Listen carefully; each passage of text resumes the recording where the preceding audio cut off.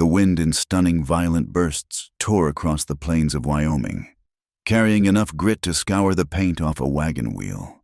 It was a hateful wind, the kind that found the seams in a coat and the cracks in a spirit. When the stagecoach finally lurched to a halt in front of the Red Creek Depot, the leather thoroughbraces groaned like dying animals. The door swung open. A boot struck the dust, then another, and then Ingrid Halvorsen rose from the cramped interior, unfolding herself like a carpenter's rule that had been bent too long. She kept rising. The men loitering on the boardwalk stopped their chewing. A woman sweeping the dust in front of the dry goods store paused, her broom hovering inches above the planks. Ingrid felt the silence before she saw the faces. It was a familiar weight, heavy and suffocating. She stepped down, her boots sinking into the dry earth. She wore a blue calico dress borrowed from a cousin in Chicago, a garment sewn for a woman of average stature. On Ingrid, the cuffs rode 3 inches above her wrists, and the shoulders were so tight the fabric whispered a warning every time she moved her arms.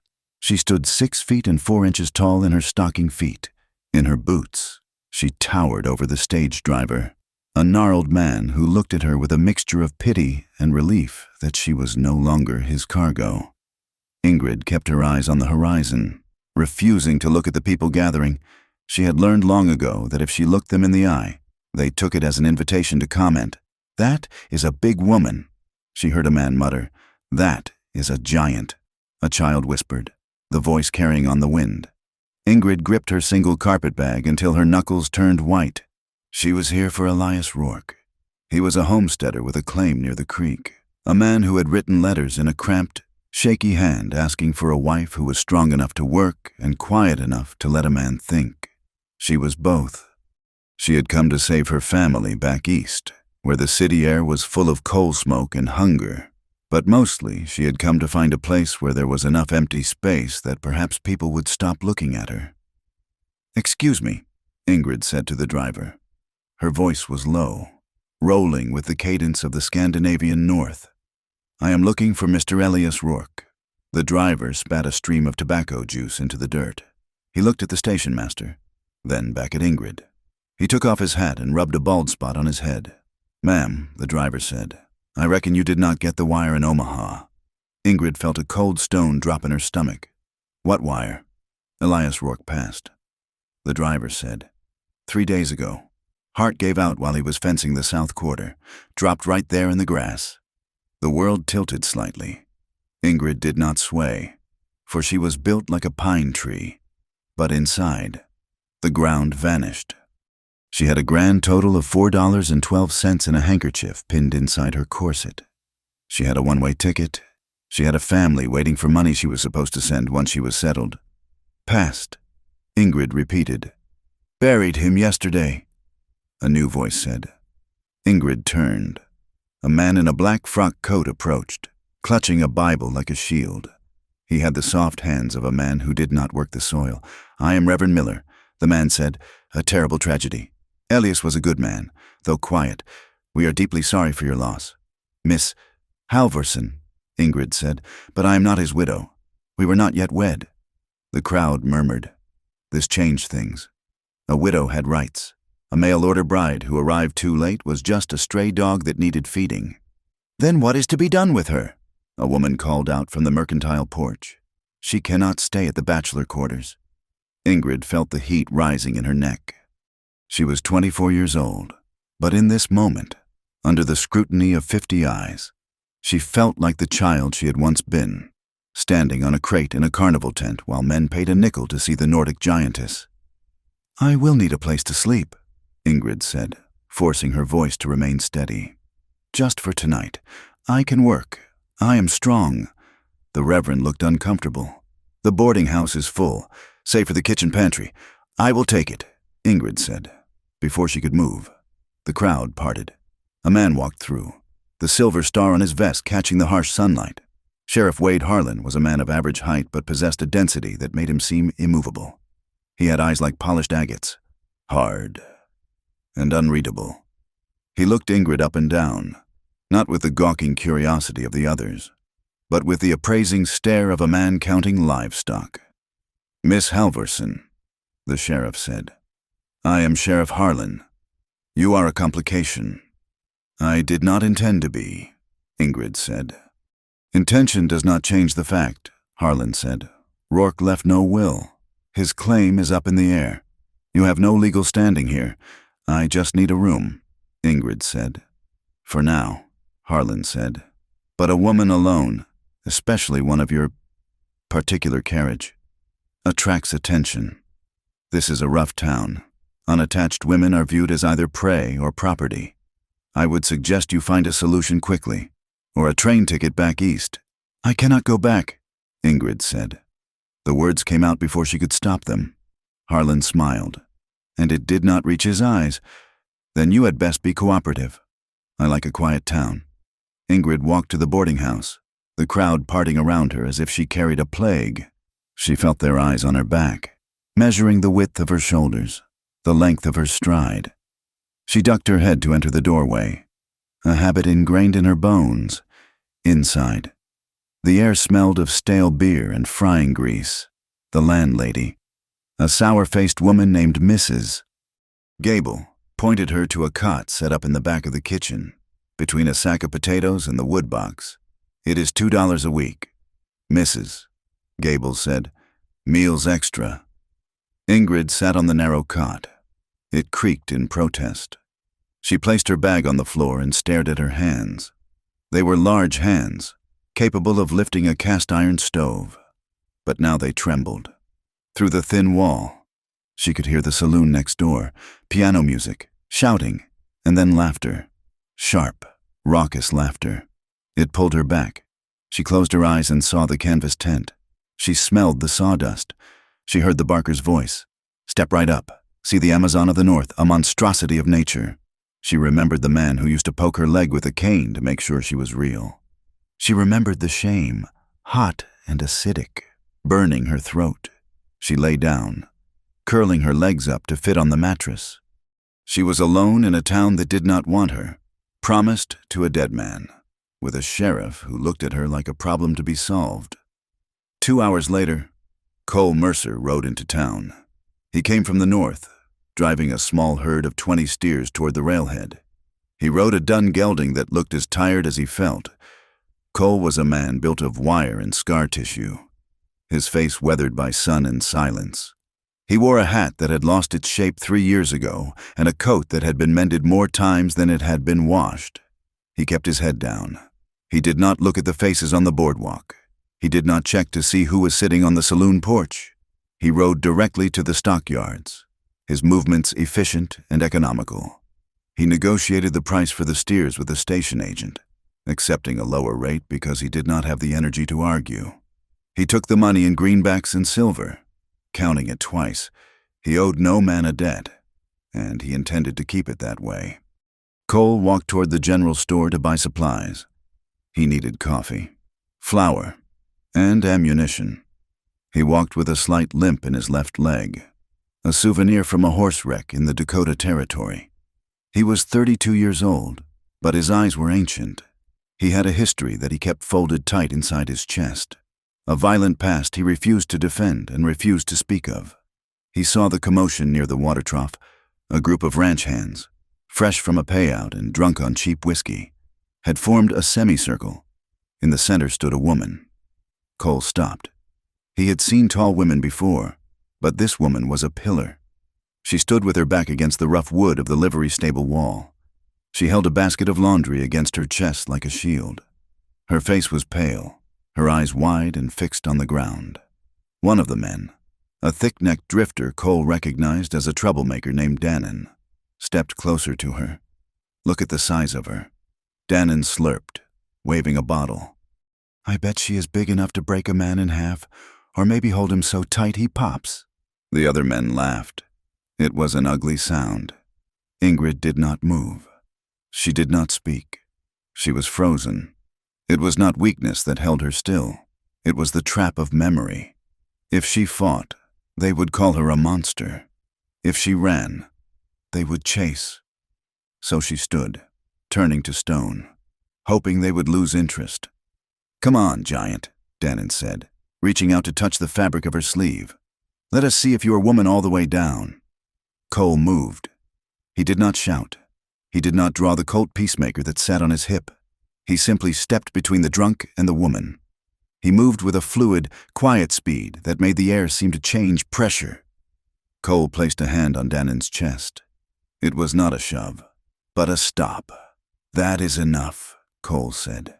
His voice was low, rasping like dry leaves over gravel. Dannon blinked, looking at the hand on his chest. Then up at Cole. "Who are you? Someone who wants to get his coffee and leave." Cole said, "You are drunk, Dannon. Go sleep it off." Dannon bristled. His pride stung in front of his friends. "You protecting the freak? Mercer? I heard you liked strange things." Cole did not flinch. He did not look at Ingrid. He kept his eyes locked on Dannon. "She is a lady," Cole said, "and you are blocking the street." Dannon clenched his fist. Cole shifted his weight, his hand dropping casually near his holster. He did not threaten. He simply made it clear that violence was a language he spoke fluently, and he was ready to have a conversation if Dannon insisted. The tension held for 3 seconds. Then Dannon spat on the ground, missing Cole's boot by an inch. "She ain't worth the bullet," Dannon muttered.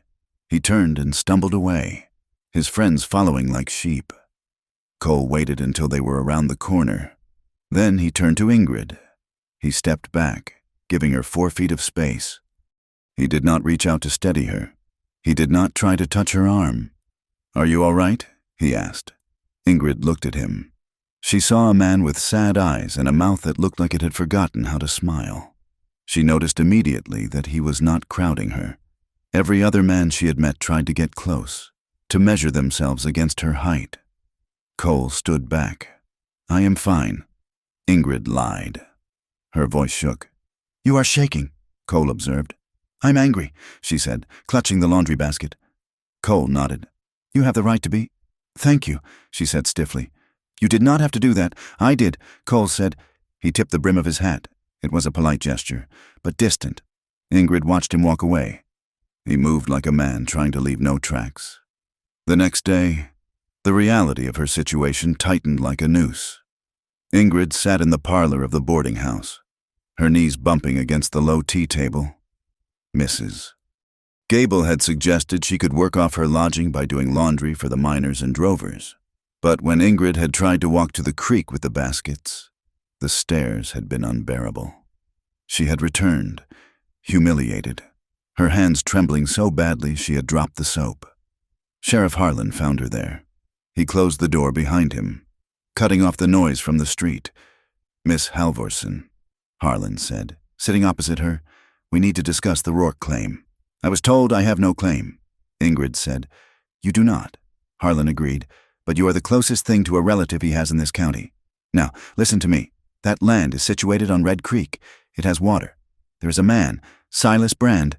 You have heard the name?" Ingrid shook her head. "He is the cattle baron of this territory," Harlan said. "He owns the valley. He wants that water. What does this have to do with me?" Harlan leaned forward. "The town wants this settled.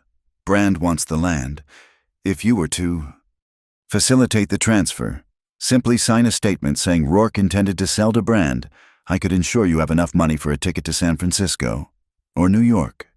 Anywhere but here." "You want me to lie?" Ingrid asked. "I want you to be practical," Harlan said. His voice dropped, becoming harder. "And I want you to be safe. A woman like you stick out. People get ideas. Accidents happen to those who are stubborn." Ingrid felt the cold prickle of fear. He was threatening her.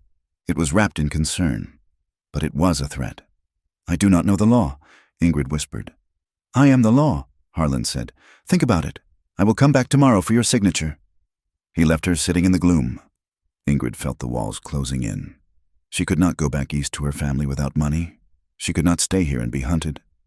The bell above the door chimed. Cole Mercer walked in. He looked tired. He held a sack of flour over his shoulder. He saw Ingrid sitting in the dark and paused. He set the flour down on the counter and looked at her. "The sheriff is leaning on you," Cole said. It was a statement, not a question. Ingrid looked up. "Why do you care?" I don't, Cole said, but I know Harlan. And I know Silas Brand. If they want the land, they will take it. They want me to sign something, Ingrid said. Cole nodded. To make it legal. So when they graze their cattle over Rourke's fences, no judge can stop them. I have nowhere to go, Ingrid said. Her voice broke. Just a fracture? Cole looked at her for a long time. He seemed to be weighing something heavy. He looked at her hands, clenched in her lap. He looked at the way she tried to make herself small in the chair. I have a line camp, Cole said.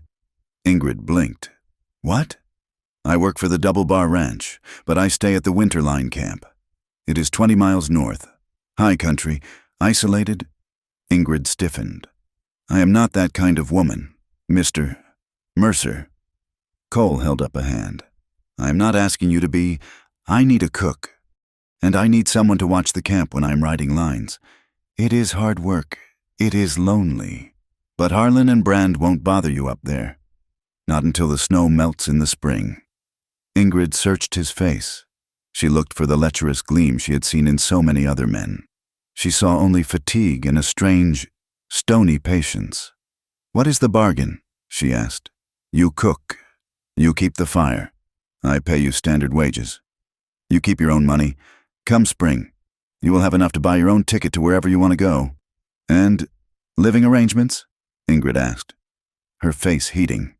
It is a one-room cabin, Cole said bluntly. But I sleep in the loft. You take the bunk. Ingrid looked at him. Being alone in the wilderness with a strange man was madness. It was everything her mother had warned her against. But staying here, with the sheriff and the laughter and the eyes, that was a different kind of death. If I say no, she asked, then Harlan puts you on a train with nothing, or Brand's men burn you out of whatever hole you find. Cole said. Ingrid took a breath. It rattled in her chest. I have conditions, she said. Name them. A separate bed, as you said. I keep my own wages, and you do not touch me, not ever, unless I say yes. Cole looked her in the eye. He did not smile. He did not mock her. I have no interest in touching what is not offered, Miss Halverson. I am looking for peace. Same as you. Ingrid stood up. She towered over him by 2 inches. She held out her hand. When do we leave? Dawn, Cole said. He did not shake her hand. He just nodded. The ride north was a descent into purgatory. Cole had secured a horse for her, a sturdy roan mare. But Ingrid had not ridden since she was a girl in the old country. The saddle was hard. Unforgiving leather. Within 2 hours, her inner thighs were raw. Within 4, her back felt like it had been beaten with a hammer. The wind did not cease. It screamed across the open plains, biting through her thin coat. The landscape was terrifyingly empty. There were no trees, no houses, nothing but the endless rolling brown ocean of grass and the gray sky. It felt like judgment. It felt like the earth itself was rejecting her. Cole rode ahead, his body moving in rhythm with his horse. He did not speak. He did not look back often. He simply rode, a dark shape against the wind. Ingrid bit her lip until it tasted of copper. She would not complain. She had spent her life being looked at as a freak, a burden, a clumsy giant. She would not give this silent cowboy the satisfaction of hearing her whine. They climbed higher. The air grew thinner and colder. By the time they reached the line camp, the sun was a bruised purple smear on the western horizon. The camp was stark, a rough-hewn log cabin, a small corral, and a lean-to for wood. It sat in the lee of a rocky ridge, sheltered slightly from the worst of the gales. Cole dismounted and helped her down. When her boots hit the ground, her legs buckled. Cole caught her elbow, just for a second, to steady her, then released her immediately. Inside. He lit a kerosene lamp. The cabin was sparse. A wood stove, a table, 2 chairs, a bunk against the wall, and a ladder leading to a small loft. It smelled of pine pitch and old coffee. Cole pointed to the water barrel. Rule 1, he said. We never let the water get low. The creek is 100 yards down the slope. It freezes at night. You have to break the ice. Ingrid nodded, shivering. Rule 2. Cole continued. Firewood. We keep the box full.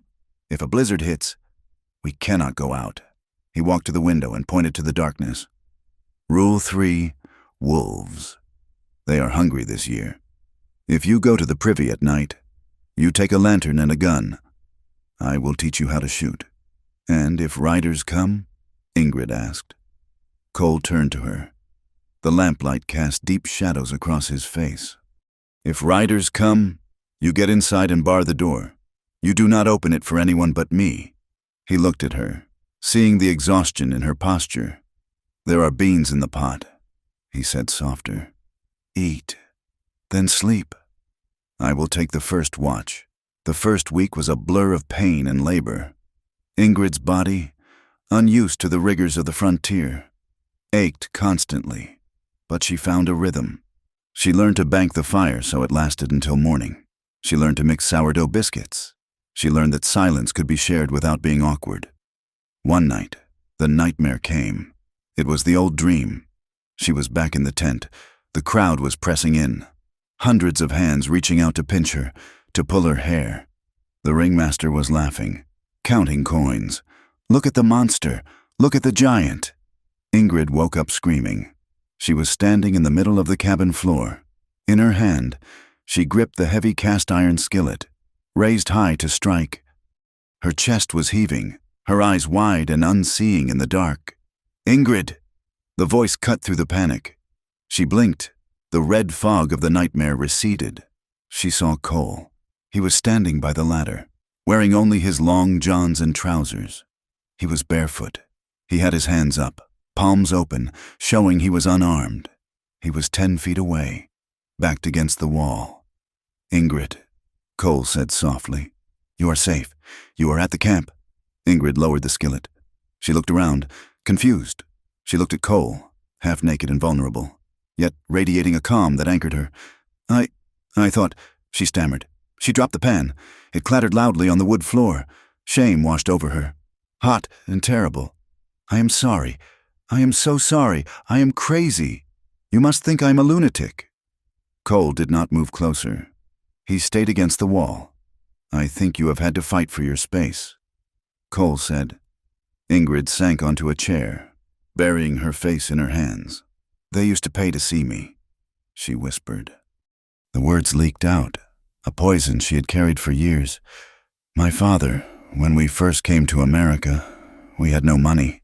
A man offered, a circus man. He put me in a dress that was too small. He told people I was a savage from the Icelands. Men would touch me to see if I was real.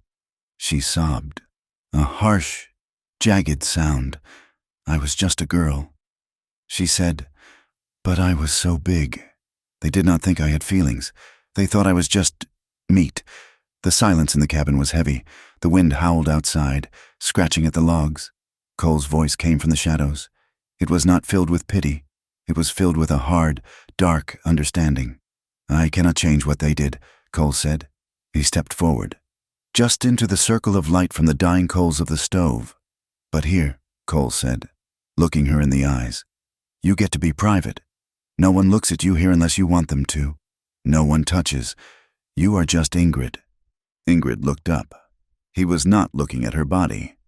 He was looking at her grief. Go back to sleep, Ingrid, he said gently. I will sit up for a while. November brought the snow. It started as a dusting, then turned into a white curtain that walled them off from the world.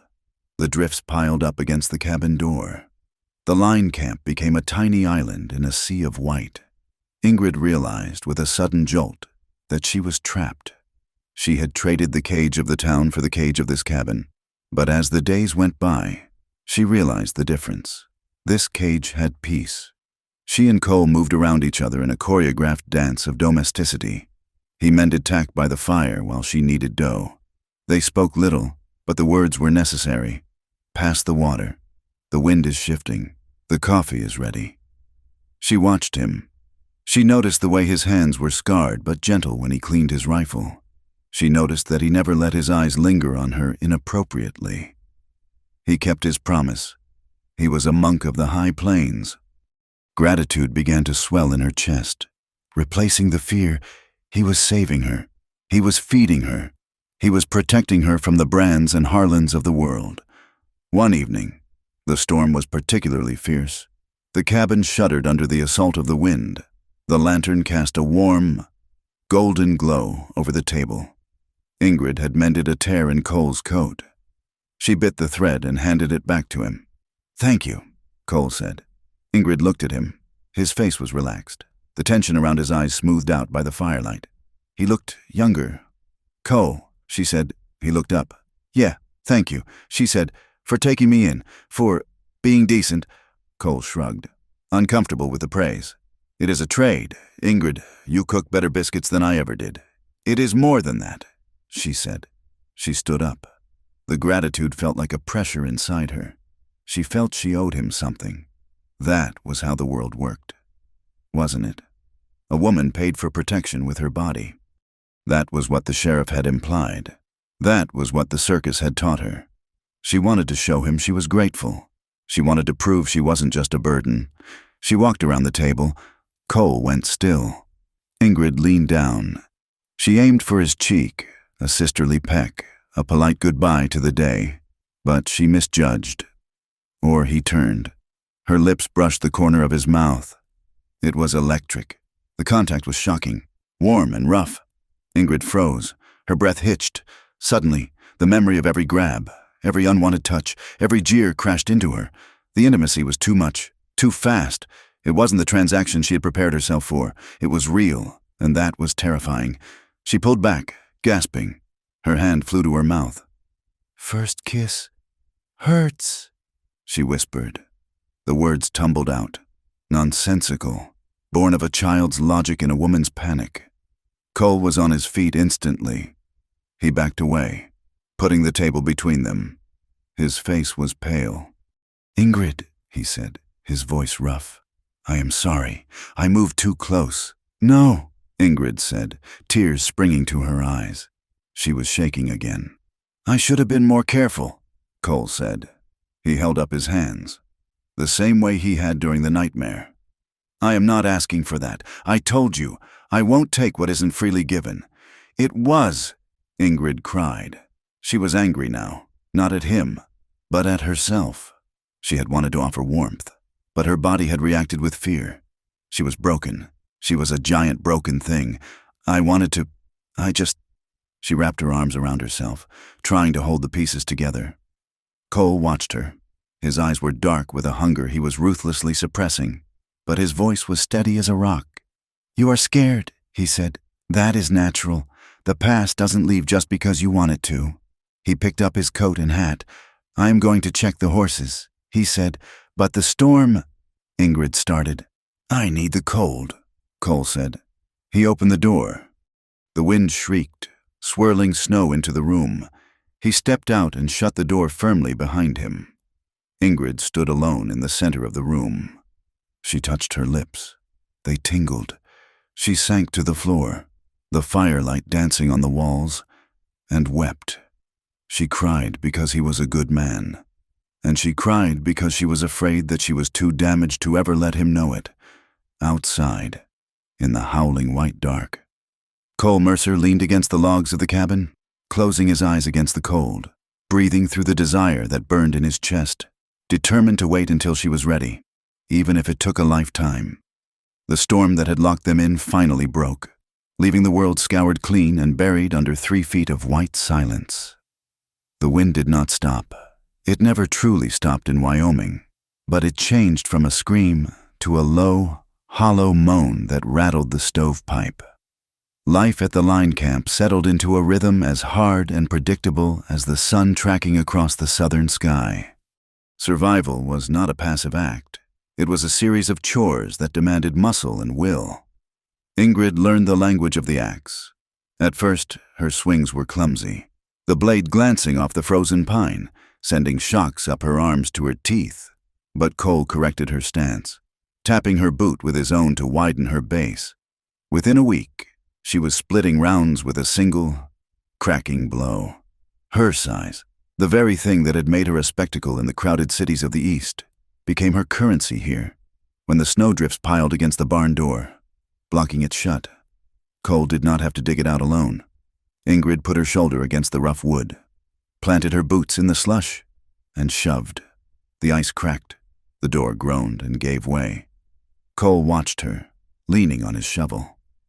He did not clap. He did not make a joke about her height. He simply nodded, a gesture of respect between laborers. Good leverage, he said. It was the first time in her life a man had praised her body for what it could do, rather than what it looked like. Inside the cabin, the air smelled of wood smoke and sourdough. They rationed the beans and the salted pork. Ingrid learned to keep the starter alive, feeding the bubbling beige mixture in the crock by the warmth of the stove. They ate in silence mostly, but it was no longer the silence of strangers. It was the companionable quiet of two people who were too tired to speak. One afternoon, when the sky was the color of a bruised plum, Cole took the Winchester rifle from the rack. He motioned for Ingrid to put on her coat. "The wolves are getting bold," he said. "They smell the calves. You need to know how to answer them." They walked to the edge of the clearing. Cole set up a row of empty tin cans on a fence post 30 yards away.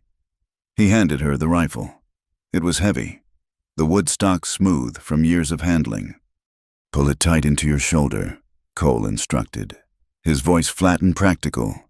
"If you leave a gap, the kick will bruise you. Cheek to the wood. Look through the sight. Exhale. And when your lungs are empty, squeeze. Do not pull. Squeeze."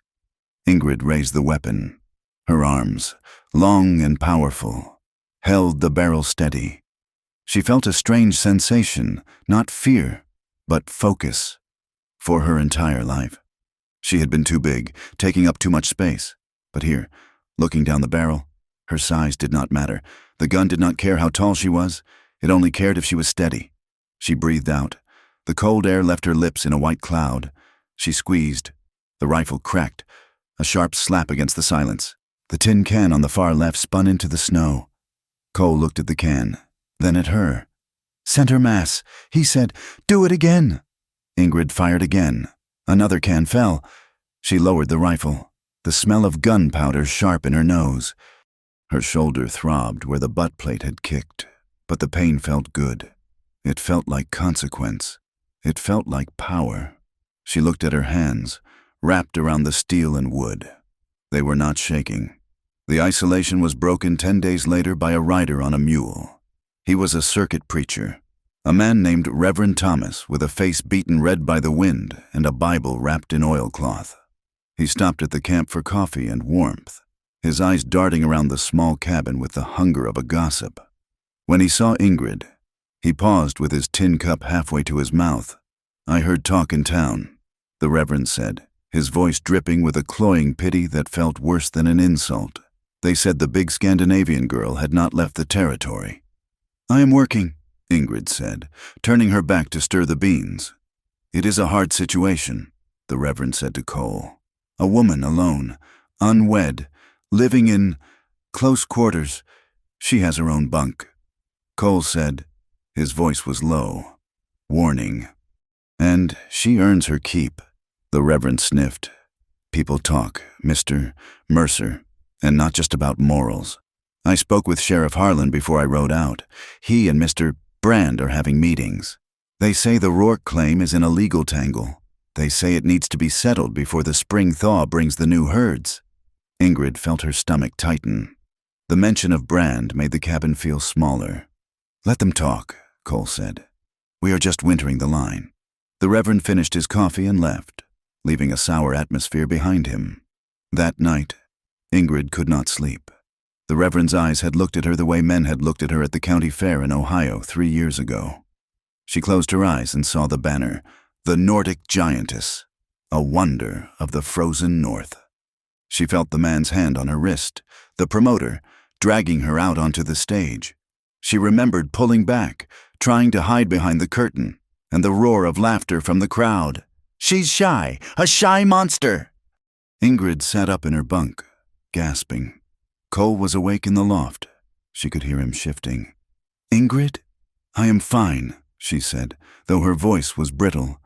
"Just memories." Cole climbed down the ladder. He was fully dressed, as if he expected trouble at any hour. He walked to the stove and poured 2 fingers of whiskey into a tin cup. He added a splash of water and handed it to her. "Drink," he said. "It cuts the edges off." Ingrid took the cup. The whiskey burned her throat, hot and medicinal. She handed it back to him. He took a sip from the same spot her lips had touched. Cole sat in the chair opposite her. The firelight cast deep shadows in the hollows of his cheeks. "I rode with men after the war," Cole said suddenly. Ingrid looked at him. He never spoke of the past. "We called ourselves regulators," Cole said, staring into the cup. "But we were thieves. We took cattle that did not belong to us because the South was burning and we were angry." He swirled the liquid. "I quit after a job in Kansas. There was a boy guarding the herd. He could not have been more than 16. He raised a shotgun. He was shaking." Cole paused. The silence stretched tight. "I did not shoot him," Cole said softly. "But the man riding next to me did, and I did nothing to stop it. I just took the cows and rode away." He looked up at Ingrid. His eyes were bleak. "That is why I stay out here. Ingrid, the wind is loud enough to drown out the sound of that boy falling." Ingrid looked at this man, this hard, scarred creature who had offered her safety. She saw the guilt that rode him like a spur. She reached out and took the cup from his hand. She took another drink, a long one. "I once broke a man's nose," she said. Cole blinked. "What?" "A man at the fair," Ingrid said. "He tried to lift my skirt to see if my legs were like tree trunks. That is what the sign said, legs like redwoods. I hit him." She let out a short, sharp sound. It was a laugh, though it sounded rusty. "He fell into the pig pen next to the tent. He was covered in mud, and for a moment, he looked smaller than me." Cole looked at her. The corner of his mouth twitched, a smile, barely there, but real. "I bet he did," Cole said. They shared the rest of the whiskey in the dark, the wind howling outside like a chorus of ghosts. 2 people finding a strange comfort in the fact that they were both haunted. The trust grew in small, quiet ways. When Ingrid came in from the cold, her fingers stiff and blue, Cole would take her gloves. He would lay them on the warming shelf of the stove, turning them every few minutes until the leather was toasty, then hand them back without a word. When Cole tore his coat on a strand of barbed wire, Ingrid took it from him. She sat by the window and stitched the heavy wool with her precise, strong hands. As she turned the fabric, she saw stains on the lining, old, dark brown smears that refused to wash out. Blood, not his, she did not ask. She just stitched over the tear, making the seam stronger than it had been before. Then came the ice. It was mid-January. Ingrid was walking back from the creek with 2 buckets of water. The path was treacherous, a slick ribbon of frozen mud concealed by fresh snow. She stepped wrong. Her boot found a patch of black ice. Her feet went out from under her. She fell hard, the buckets clattering, the water splashing and instantly freezing on her skirt. A sharp, sickening pop echoed from her ankle. Ingrid gasped, the pain blinding her for a moment. She tried to stand, but her leg crumpled. "Cole!" she called out. He was there in seconds, running from the corral. He skidded to a stop beside her. "Do not move," he commanded. He knelt, checking her leg. His hands were gentle but firm, probing the joint through the leather of her boot. Ingrid hissed in pain. "It is sprained," Cole said. "Badly. You cannot walk on this." Ingrid looked at the distance to the cabin. It was 50 yards uphill. Panic flared. The old fear of being a burden, of being too heavy, of being unmanageable. "I can crawl," she said, trying to push herself up. "Don't be a fool," Cole said. He stood up. He bent down and scooped her up into his arms. Ingrid froze. She weighed over 200 pounds. Most men would struggle. Cole grunted with the effort, his jaw setting. But he lifted her. He held her high against his chest, his arms like iron bands. He did not look at her face. He looked at the ground, placing his feet carefully on the ice. He did not make it a romance. He did not try to hold her closer than necessary. It was a fireman's carry, a matter of physics and necessity. Ingrid held onto his shoulders. She could feel the heat radiating from him. She could smell the tobacco and wool of his coat. For the first time in her life, she was being carried, and the man doing it was not complaining. He was not making a joke of it. He kicked the cabin door open and carried her to the bunk, setting her down gently. He stepped back, breathing hard, rubbing his bicep. "I will get the snow to pack it," he said. Ingrid sat on the edge of the mattress, clutching her throbbing ankle. She realized something that made her heart hammer faster than the pain. She had not panicked. When he had touched her, when he had lifted her, she had not felt the urge to strike him or flee. She had felt safe. 2 weeks later, the illusion of safety was shattered. Sheriff Harlan rode into the clearing, flanked by 2 deputies. They did not look like men on a social call. They wore heavy coats and carried scatterguns across their saddles. Cole met them at the porch. He did not invite them down.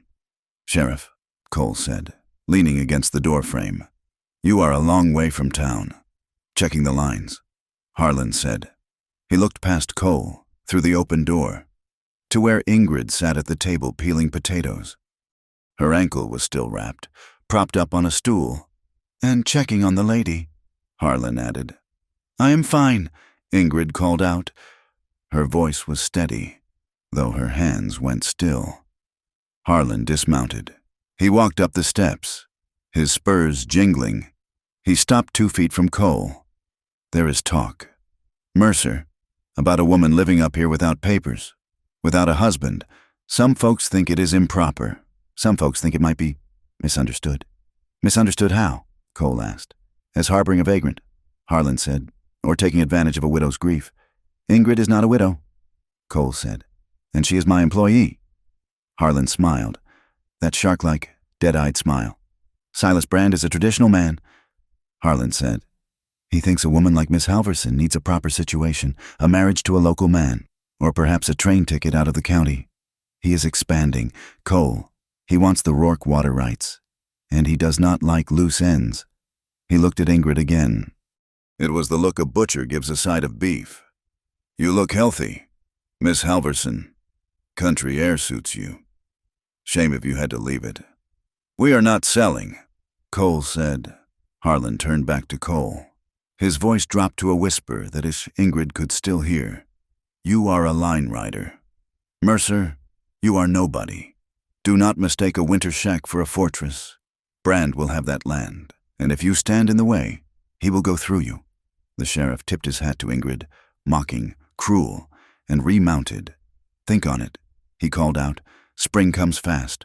They rode away, leaving the silence of the camp fractured and bleeding. Ingrid stood up, ignoring the twinge in her ankle. She was shaking, not from cold, but from a white-hot fury mixed with the terror of a trapped animal.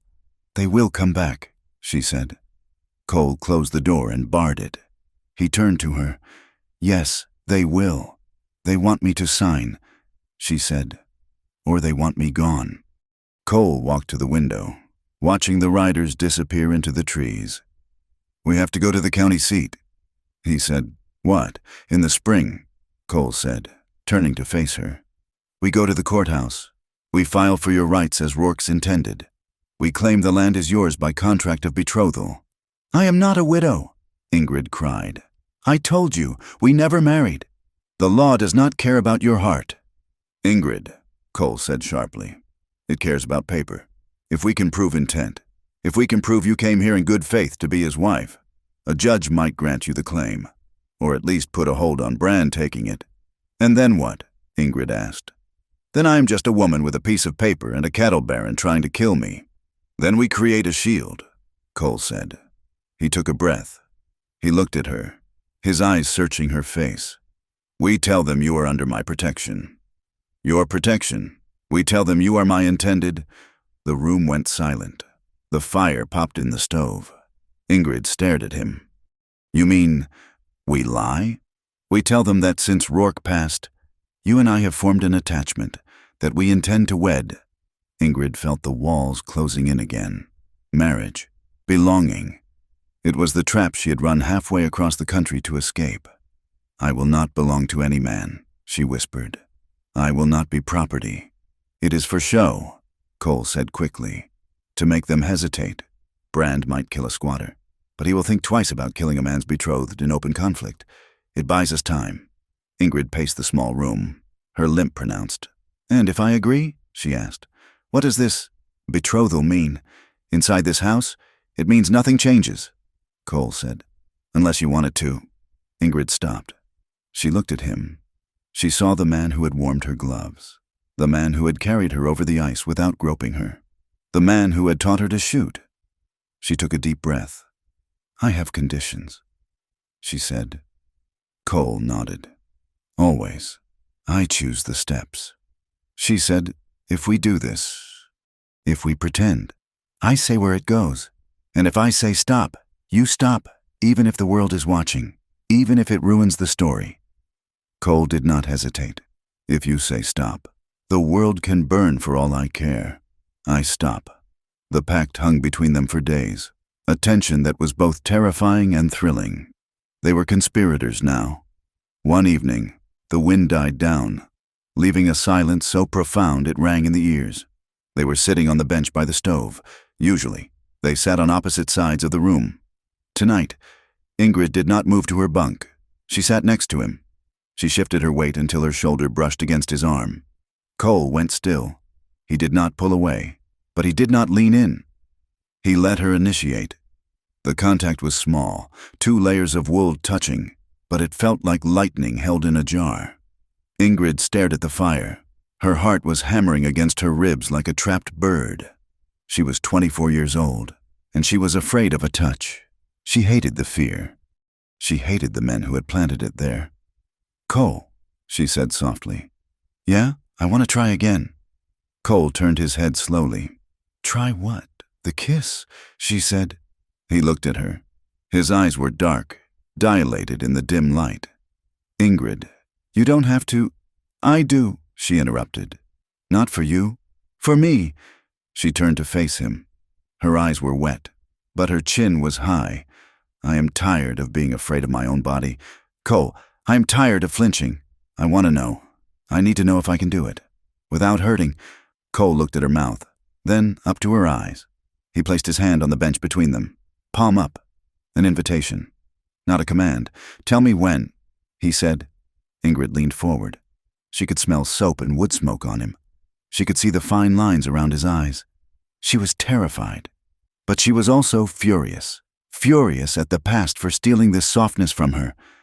"Now," she whispered. Cole leaned in.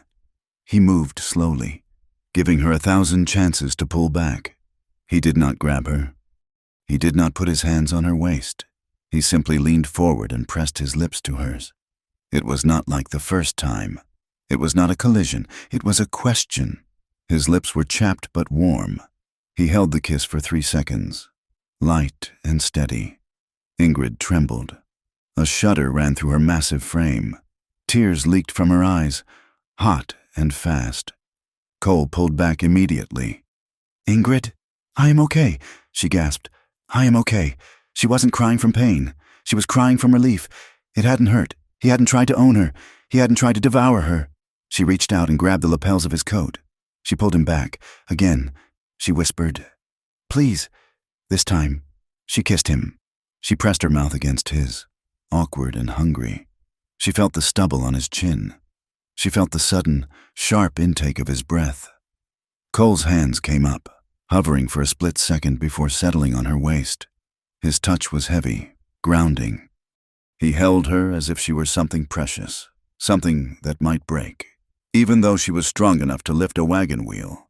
They broke apart, breathing hard. Ingrid rested her forehead against his chest. She sobbed, just once, a deep, shuddering release. Cole wrapped his arms around her, enveloping her. He did not try to move her to the bunk. He did not try to unbutton her dress. He just held her, rocking her slightly as the tears came. "You are safe," he murmured into her hair. "You are here. You are private." Ingrid clung to him. She realized, with a clarity that stung, that desire could exist beside fear, that she could want this man and still be herself. The howl cut through the night like a knife. It was close, too close. Cole stiffened. The tenderness vanished, replaced instantly by the soldier. The corral, he said. He grabbed the rifle. Ingrid grabbed the shotgun from the corner. They threw open the door and ran out into the snow. The night was chaos. A pack of timber wolves, desperate with winter hunger, had come over the fence. The horses were screaming, kicking at the rails. The two calves were huddled in the corner, dark shapes circling them. "Light the lantern!" Cole yelled. Raising his rifle, he fired. The flash illuminated the scene in a strobe of violence. A wolf, gray and massive, yelped and spun in the snow. Ingrid fumbled with the lucifer match, struck it, and lit the hurricane lantern. She held it high with her left hand. The shotgun braced against her hip with her right. Another wolf lunged at the calf. Ingrid didn't think. She didn't hesitate. She swung the barrel. "Hey!" she roared. Her voice was a thunderclap, deeper and louder than any man's. The wolf turned, snarling, eyes glowing yellow in the lantern light. Ingrid pulled the trigger. The shotgun roared, kicking hard against her hip. The buckshot tore up the snow and the animal dropped. Cole was firing steadily, the lever of his Winchester clacking. Chick, chick, boom! Chick, chick, boom! "Get back!" Cole shouted, advancing on the remaining wolves. Together, they formed a wall of noise and fire. They were not a man protecting a woman. They were a pack of two defending their territory. The surviving wolves, realizing the cost was too high, turned and scrambled over the fence, vanishing into the black timber. Silence rushed back in, ringing in their ears. The air smelled of sulfur and blood. Ingrid lowered the shotgun. Her heart was pounding a frantic rhythm, but her hands were steady. She looked at Cole. He was breathing hard, smoke drifting from his rifle barrel. "Check the stock," he said. They found one calf down, throat torn. It was dead. The other was shivering, bleeding from a flank bite, but alive. The horses were unhurt. They worked in silence for the next hour. They dragged the dead wolf carcasses to the edge of the ravine. They treated the wounded calf with pine tar. By the time they finished, the eastern sky was turning a bruised gray. Dawn. They stood by the corral fence, exhausted, their breath pluming in the freezing air. Ingrid looked at the dead calf, half buried in the snow. "I am tired." "Cole," she whispered. He looked at her. He wiped a smear of soot from his forehead. "Tired of the work?" "No," she said. She looked at the horizon, where the town lay miles away, where Harlan and Brand were waiting. "I am tired of being hunted, by men, by wolves, by memories. I am tired of running away." Cole ejected the last spent shell from his rifle. It pinged off the frozen ground. He looked at Ingrid, tall, formidable, standing in the bloodied snow with a shotgun in her hand. "Then we stop running," he said. He reached out and took her hand. His grip was hard, calloused, and real. "Come spring, we go to town, and we take the fight to them."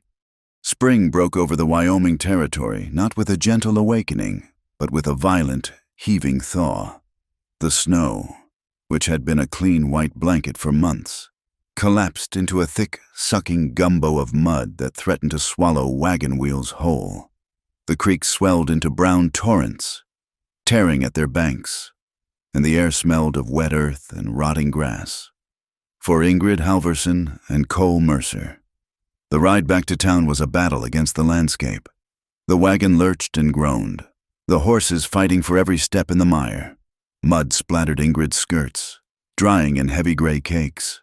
But the filth of the road was the least of her worries. She gripped the bench seat, her knuckles white. She had spent the winter in the sanctuary of the line camp, where the only eyes watching her belonged to a man who looked without judging. Now, she was returning to the gallery. "Do not look at them," Cole said. He kept his eyes on the horses, his hands steady on the reins. "They are just people, Ingrid, small people with small minds." "They are a pack," Ingrid replied, "and I am the strange bird they want to peck to death." When they rolled onto the main street, the town seemed to pause. The blacksmith stopped his hammer. The women on the boardwalk ceased their chatter. Heads turned, fingers pointed. The gossip had fermented over the winter, growing teeth. It was no longer just curiosity about her height. It was speculation about her life in the snow. Ingrid could hear the whispers drifting on the damp air like smoke. That is her, the giant bride, wintered up there with him. You know what that means. Imagine the size of the bed. Ingrid's face burned. The heat started at her neck and flooded her cheeks. She fixed her gaze on the ears of the lead horse, refusing to shrink. She was 6 feet and 4 inches of target, but she would not give them the satisfaction of seeing her flinch. Cole drove the wagon to the livery stable. He helped her down, his hand firm under her elbow. He did not linger, but he did not pull away when a group of miners on the porch snickered. He simply stood between her and them, a silent barrier of weathered canvas and cold iron. "We have business," Cole said. "Stay close." Their first stop was the general store for supplies. As they loaded sacks of flour and coffee, a man approached. He was dressed too well for a working hand, wearing a clean bowler hat and a vest with silver buttons. This was Kellis, the foreman for the Brand Ranch. "Miss Halvorsen," Kellis said, tipping his hat with a smile that did not reach his eyes. "Mr. Brand sends his regards. He hopes you survive the winter without undue hardship." "We are fine," Ingrid said. Her voice was tight. "Mr. Brand is a generous man." Kellis continued. "He is prepared to offer you $300 for the quitclaim deed on the Rourke place. It is a lot of money for a woman in your position. Enough to go somewhere. More accommodating to your stature." "I am not selling," Ingrid said. Kellis's smile vanished. He stepped closer, invading her space. He was a foot shorter than her, but he carried the weight of his employer's power. "Stubbornness is a dangerous quality out here. Darling, accidents happen. Claims get jumped. It would be a shame if you got hurt trying to hold on to dirt you cannot defend." Cole stepped in. He did not shove Kellis. He simply occupied the space where Kellis was standing, forcing the smaller man to retreat or be trampled. "She gave you her answer," Cole said. "Tell Brand the price is not for sale." Kellis dusted off his vest. "Have it your way. Mercer, but do not say you were not warned." Kellis walked away, leaving a chill in the air that the spring sun could not touch. An hour later, Sheriff Wade Harlan found them near the post office. He held a piece of paper, waving it like a fan. "Good to see you, Miss Halvorsen," Harlan said. "I have news. The county judge has scheduled a hearing regarding the disposition of the Rourke claim." "When?" Cole asked. "Friday," Harlan said. 2 days from now." 2 days. Cole's voice rose. "That is not enough time to prepare a case. It is the circuit schedule." Harlan shrugged. "The judge is a busy man. If you are not there with proof of ownership, the land reverts to the territory, and the territory will likely sell to the highest bidder, which is Brand," Ingrid said. Harlan smiled. "That is how the market works. Miss Halvorsen." "Efficiency." Ingrid realized then that the law was not a shield. It was a rope, and Harlan was tightening the noose. They needed help. Cole tried to find a lawyer, but the few attorneys in town suddenly had full calendars or shook their heads the moment Brand's name was mentioned. Only one man, a disheveled solicitor named Mr. Abernathy, agreed to listen. "I can represent you," Abernathy said, shuffling papers in his dusty office. "But it will be a fight. Brand owns half the county. I will need a retainer. $100. Up front." Cole went silent. He had $30 in his pocket from the winter wages. "We don't have it," Cole said. "I do," Ingrid said. She reached into her bodice and pulled out a small, heavy cloth pouch. She undid the strings and spilled the coins onto the desk. Gold pieces, silver dollars. It was a substantial sum. "Ingrid," Cole said, staring at the money, "where did you get this?" Ingrid looked at the coins. They shone under the lamplight. "I earned it," she said. She looked at Cole, her eyes defiant and sad. "I earned it in Ohio, and Pennsylvania, and New York. Every time I stood on a stage and let them look at me, every time I let a man measure my wrists, every time I answered their foolish questions, I saved every penny. I thought it was money for my family. But my family is gone." She pushed the pile toward the lawyer. "This is my shame money," she said. "I can think of no better way to spend it than to buy my dignity back." Cole put his hand over hers to stop her. Just for a moment. "You do not have to do this," he said. "That is your freedom money." Ingrid looked at him. "I am choosing my freedom." Cole. Cole slowly pulled his hand back. He looked at her with a profound respect, realizing that her strength was not just in her shoulders, but in her willingness to burn her past to build a future. "Make it enough," Cole told the lawyer, "to strengthen their claim." They had to sell the lie. The town needed to believe that Ingrid was not just a squatter, but a woman betrothed. They walked to the mercantile together. Cole placed his hand on the small of her back. He did not grip her. His touch was light, a mere point of contact. But to the onlookers, it was a claim. The reaction was immediate. A woman dropped a bolt of fabric. Men stopped talking. The idea of the reclusive, dangerous cowboy and the giantess forming a union sparked a wildfire of ridicule and offense. It came to a head on Sunday. The town was holding a church picnic in the grove of cottonwoods by the river. Marion Locke, a widow who worked as the town's midwife, had found Ingrid earlier that morning. Marion was a sharp-boned woman with eyes that missed nothing. She had been the one to pull Ingrid into her parlor when the stairs got too heavy, offering tea and silence. "You have to go," Marion advised. "If you hide, they decide who you are. If you stand there, you make them look you in the eye." So they went. The grove was filled with families eating fried chicken on quilts. When Ingrid and Cole arrived, a silence rippled through the crowd like a wind across wheat. They filled plates and sat near the edge of the gathering. Marion joined them, sitting on Ingrid's left like a guard dog. A woman approached. It was Mrs. Calloway, the wife of a prosperous rancher who did business with Brand. She wore a silk dress that rustled with self-importance. "Mr. Mercer, Mrs. Calloway said, ignoring Ingrid. "We were surprised to see you here, and with company."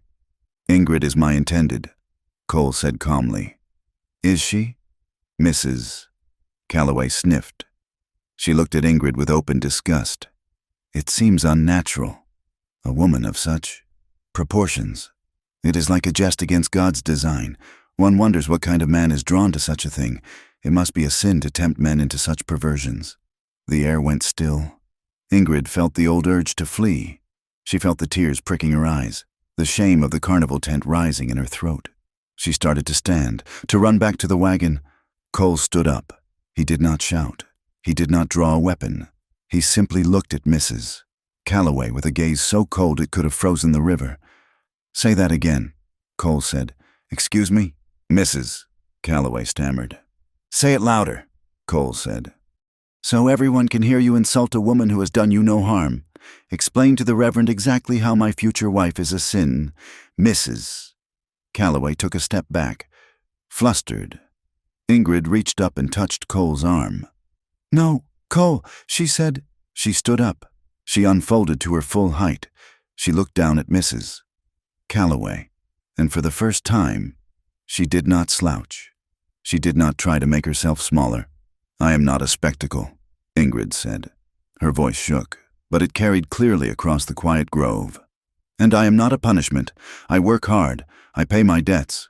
I bleed when I am cut, just like you." She looked around the crowd, meeting the eyes of the people who had whispered, "I am not a thing to be traded or laughed at.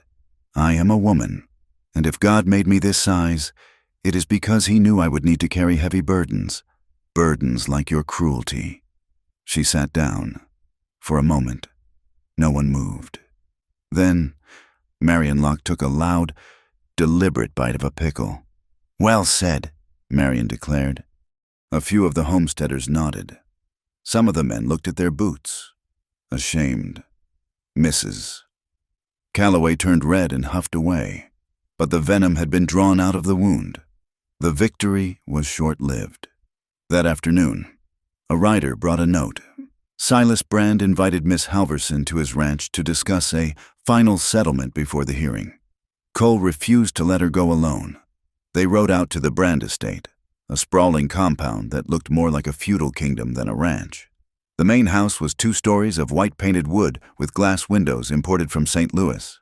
But as they passed the bunkhouses, Ingrid saw the reality. The hired hands lived in squalor. Mud-caked shacks with no windows. The corrals were overcrowded. It was wealth built on misery. Brand met them in his study. He was a man of 60, with a white beard and eyes like flint. He sat behind a mahogany desk, smoking a cigar. "Miss Halverson," Brand said, "you are even more impressive close up." He did not offer them a seat. "I have a proposition," Brand said. "This hearing is going to be messy. Lawyers are expensive. The outcome is uncertain. I can make it simple." "How?" Ingrid asked. "Marry me," Brand said. Ingrid blinked. The suggestion was so absurd she almost laughed. "I need a wife," Brand said, as if ordering a plow. "A strong one. My last wife was frail. She died in childbirth. You are built for survival. You could give me strong sons." He stood up and walked around the desk. "Marry me, and you will have security. You will have this house. You will never be hungry. You will be respectable. No one will dare laugh at Mrs. Silas Brand." "And the land?" Ingrid asked. "The land becomes mine, of course," Brand said. Ingrid looked at him. She saw the transactional nature of his soul. He did not want a wife. He wanted a broodmare and a water source. "And if I refuse," Brand stopped. He looked at Cole, who was standing by the door, his hand resting near his gun. "If you refuse," Brand said softly, "you will lose the court case. You will be destitute. And Mr. Mercer, well, this is a dangerous country. Men disappear in the high passes all the time. Wolves, rock slides, accidents." Ingrid felt a wave of nausea. It was the same old story. Men offering safety with one hand and a cage with the other. "We are leaving," Ingrid said. She turned and walked out. Cole backed out of the room, his eyes never leaving Brand. The ride back to the cabin was tense. The sun was setting, casting long, bruised shadows across the plains. Ingrid felt a storm raging inside her. The threat against Cole terrified her. The offer of safety sickened her. But beneath the fear, something else was rising. Adrenaline, defiance, and a desperate need to feel something other than dread. They reached the creek crossing as the last light faded. Ingrid pulled her horse to a stop. "Ingrid?" Cole asked. She slid from the saddle. She walked over to him and grabbed his leg. Looking up, "Get down," she commanded. Cole swung down from his horse before his boots hit the mud. She was on him. She kissed him. It was not the gentle, testing kiss of the winter. It was fierce. It was a collision of teeth and lips. She grabbed his coat, pulling him against her. She wanted to erase Brand's voice. She wanted to erase the staring crowds. She wanted to prove she was alive. Cole responded instantly. His arms went around her, crushing her to him. He kissed her back with a hunger that had been starved for months. Then, just as quickly, Ingrid pulled away. She gasped, stumbling back. Her hands flew to her chest. "No," she whispered. "No, She was terrified. Her body was screaming for him, clamoring for the heat, but her mind slammed the gate shut. The fear of being consumed, of being used, of losing herself. It roared back. Cole stood panting, his eyes black in the twilight. He did not chase her. "I am sorry," Ingrid said. "I am broken. I want, but I can't." Cole took a step forward, but he stopped when she flinched. "You are not broken." "Ingrid," he said. His voice was rough, but steady. "You are just healing, and healing hurts." He walked over to her slowly. He did not touch her. He just stood close enough that she could feel his warmth. "I want you," he said, painfully. "I have wanted you since the first day I saw you standing against that wall. But I will not let your fear decide for you, and I will not let your need be my permission if you aren't ready." "But I am afraid," she whispered. "Wanting doesn't erase the fear," Cole said. "And fear doesn't mean you are broken. It just means you are human. We can wait." They rode the rest of the way in silence, but it was a shared silence, thick with unsaid things. Back at the cabin, the fire was dead. Cole lit it. the flames casting dancing shadows on the logs. Ingrid took off her coat. She stood by the bunk, watching him. She thought about Brand's cold offer. She thought about the circus tent. She thought about the way Cole had defended her name in the church grove. She made a choice. Cole, she said. He turned. I do not want to wait. She said, but I need it to be slow. I need to be the one who says when. Cole nodded. He walked over to her. He did not rush. He stood before her. Tell me, he said. Touch my face, she whispered.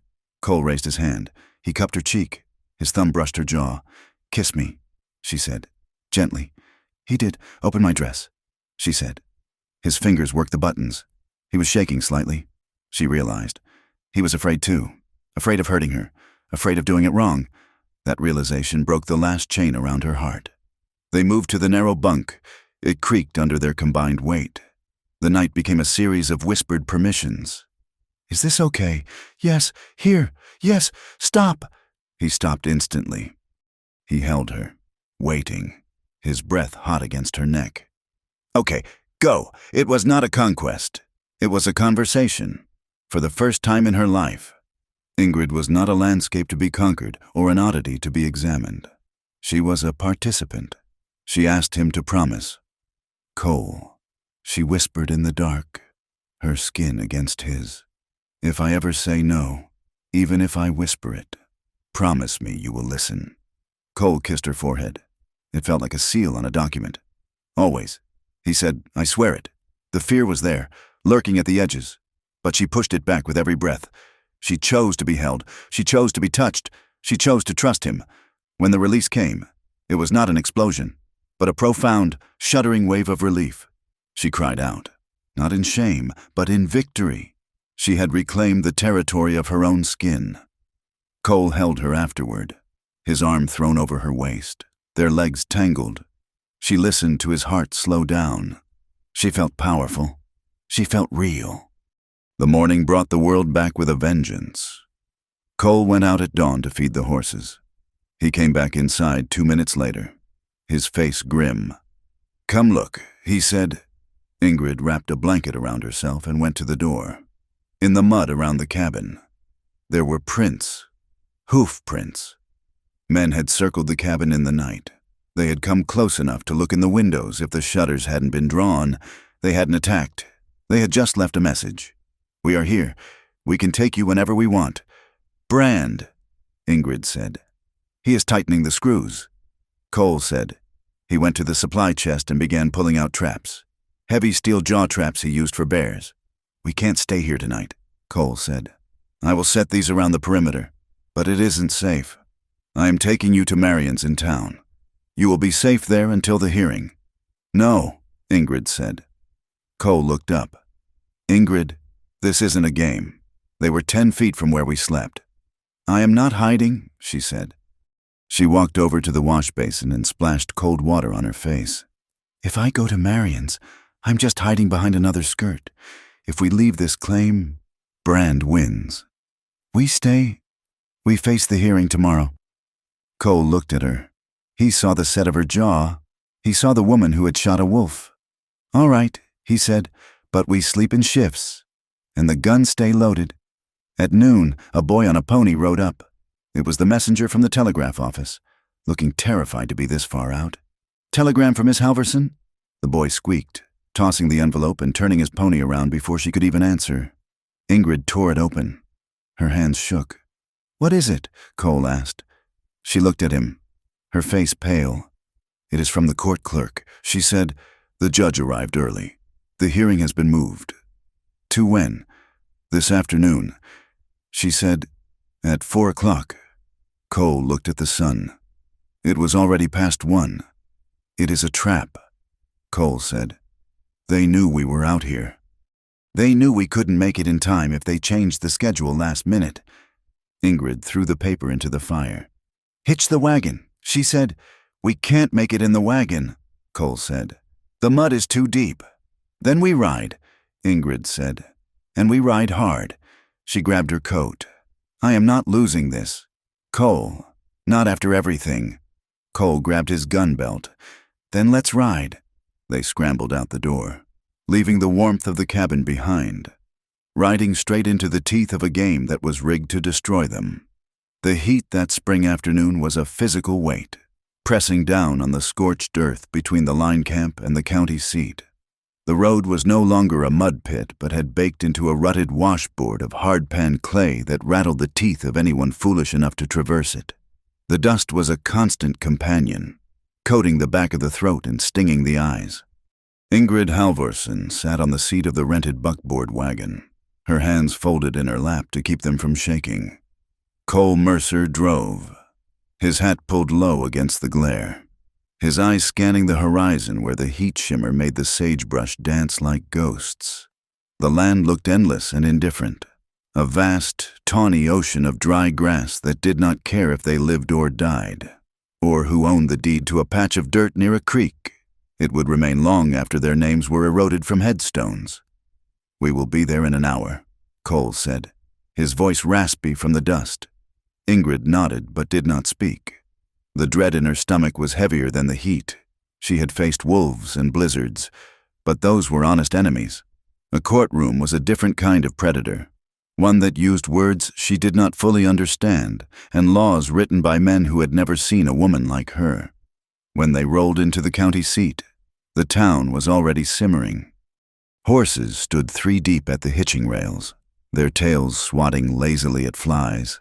The courthouse, a 2-story brick structure that looked out of place against the raw timber of the rest of the town, loomed at the end of the main street. They walked up the steps together. Cole offered his arm, but Ingrid hesitated before taking it. She felt the eyes of the idlers on the lawn, men whittling sticks and chewing tobacco, slide over her frame. "Look at the size of her. That is the giantess. Who is the man?" Inside, the courtroom was stifling. The windows were open, but the air refused to move. The room was packed. Silas Brand sat at the plaintiff's table, looking cool and composed in a charcoal suit. Beside him was his lawyer, a man named Ephraim Galt, who had the sharp, hungry features of a weasel.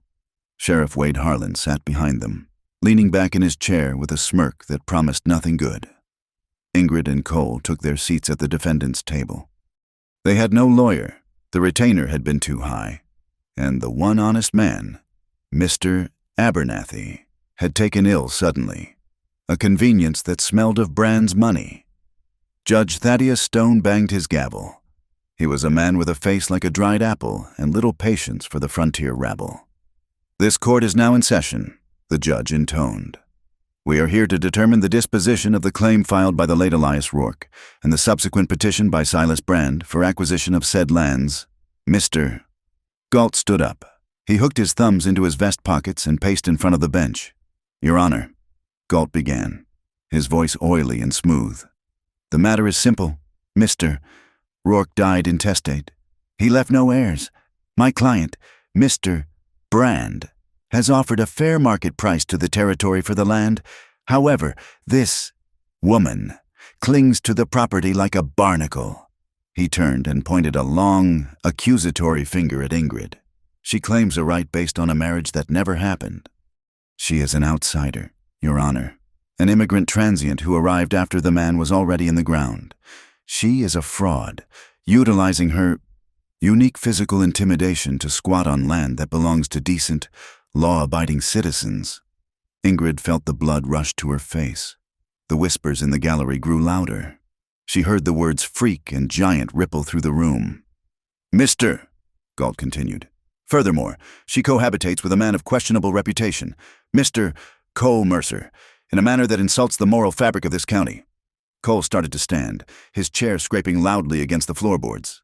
"Sit down, sir," the judge snapped. Cole sank back, his jaw muscle jumping. Sheriff Harlan was called to the stand. He placed his hand on the Bible with an easy familiarity that made Ingrid's stomach turn.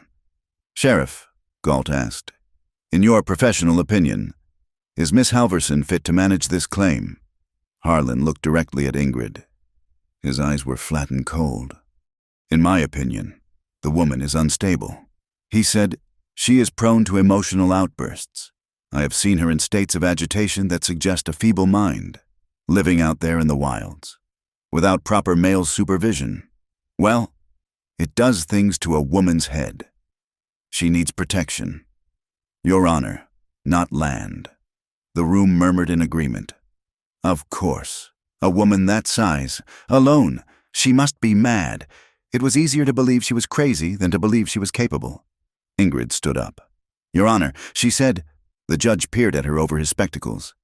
Do you have something to say, Miss Halverson? And be quick about it. I object, Ingrid said. The word felt clumsy in her mouth. She had heard it in stories, but here it sounded weak. I am not unstable. I work the land. On what grounds do you claim this title? The judge asked.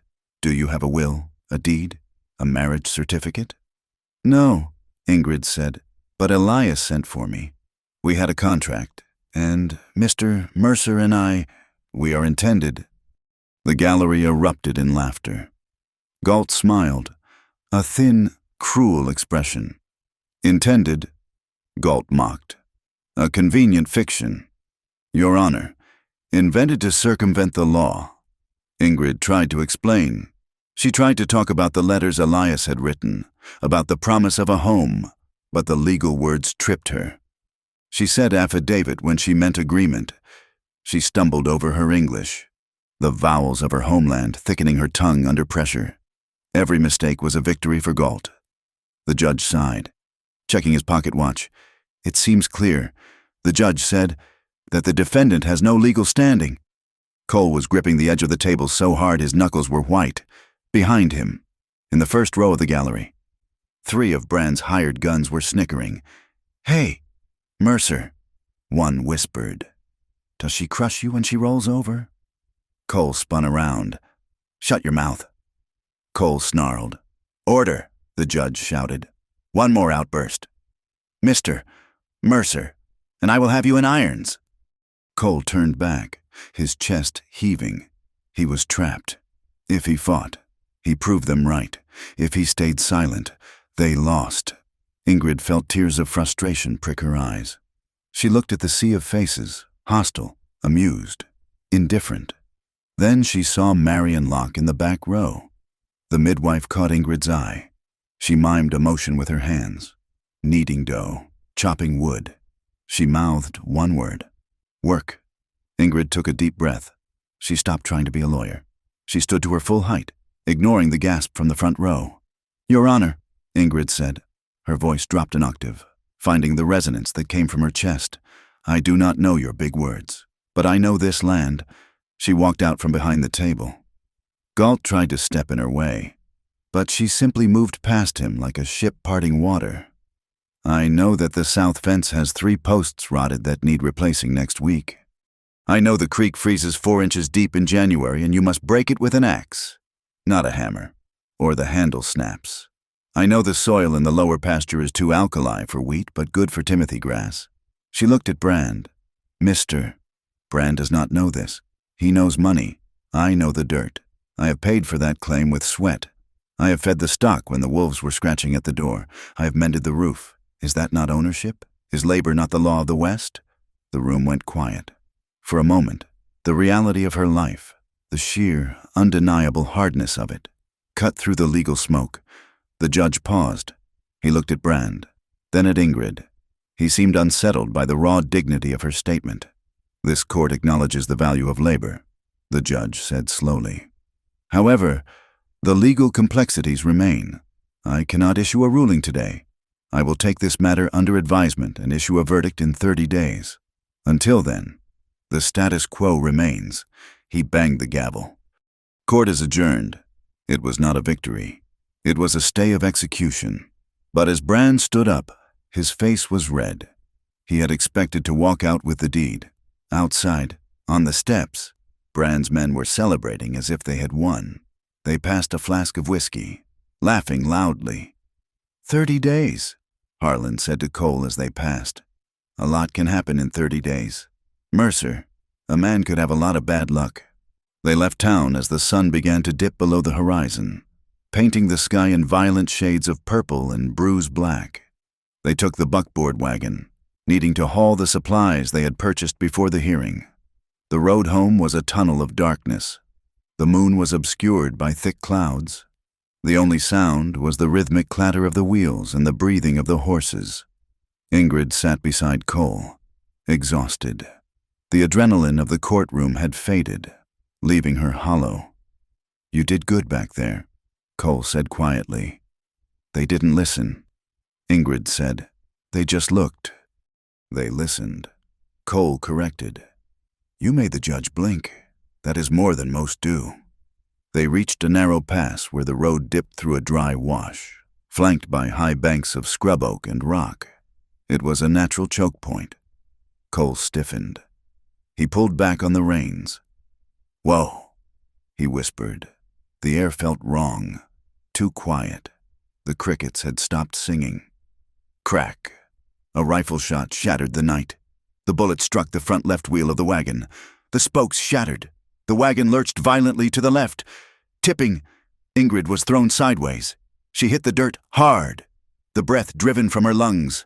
The horses screamed, rearing in their traces, tangled in the leather. "Cole!" she gasped. Cole had been thrown clear, but he was not moving. He lay near the broken wheel, a dark shape in the dust. Another shot rang out, kicking up dirt inches from Ingrid's head. She scrambled on her hands and knees, crawling toward the cover of the overturned wagon bed. Her hand brushed against something cold in the dirt. The shotgun Cole had placed under the seat. It had fallen out in the crash. She grabbed it. Two figures were moving on the ridge above them, silhouetted against the faint starlight. "Finish it!" a voice yelled. It was the voice of one of the men from the courtroom. Ingrid rolled onto her back. She braced the shotgun against her shoulder. She did not tremble. The fear that usually paralyzed her was gone, replaced by a cold, mathematical clarity. She saw the muzzle flash of the next shot from the ridge. She aimed for the flash. She pulled the trigger. The shotgun roared, a massive boom that echoed off the canyon walls. The kick was brutal, but she absorbed it. A scream of pain came from the ridge. One of the shadows crumpled. The second man fired again. Wild this time, the bullet singing harmlessly into the wood of the wagon. Ingrid racked the slide. Clack, clack. The sound was unmistakable in the dark. "I see you," she roared. Her voice was terrifying, deep and primal. "Come down here and I will bury you." The second shadow hesitated, then turned and ran, scrambling back over the crest of the hill. The sound of retreating hoofbeats faded into the night. Ingrid did not lower the gun. She waited, listening, for a full minute. Only when silence returned did she crawl over to Cole. "Cole?" he groaned. He tried to sit up and winced. "My shoulder," he gritted out, "dislocated or broken." Ingrid helped him up. They were exposed on the road. "We have to move," she said, "into the ravine." She supported his weight. He was heavy, but to her, he felt manageable. She guided him down into the dry wash, away from the wagon, into the deep shadows of the cut bank. They sat in the dirt, huddled together. Ingrid kept the shotgun across her knees. "You shot him?" Cole whispered. He sounded dazed. "I aimed for the flash," Ingrid said. Her hands, resting on the stock, were finally starting to shake. Not from weakness, but from the adrenaline crash. "I could have killed him," she said. "You might have," Cole said. "You saved us." "I didn't think," Ingrid said. "I just did it." They sat in silence for a long time. The night cooled. The heat of the day radiated up from the stones. Cole shifted, his breath hissing through his teeth. "Why did you never fight back before?" Cole asked softly. "In the stories you told me. You are a force of nature." Ingrid looked at the stars. "Because I was not there," she said. She had never told anyone this. Not Marion, not even herself, really. "When I was in the shows, when they put me in those costumes and let men touch me, I left," she said. Her voice was flat. "I learned a trick. I would close my eyes and imagine I was a stone or a tree, something that could not feel. I floated above my body. I let them touch the giant girl. But Ingrid was not there. If I fought, I had to be in my body. And if I was in my body, I had to feel the shame, so I just left." She turned to Cole in the dark. "Tonight, I could not leave, because you were on the ground. And I could not let you die? So I had to stay. I had to be big.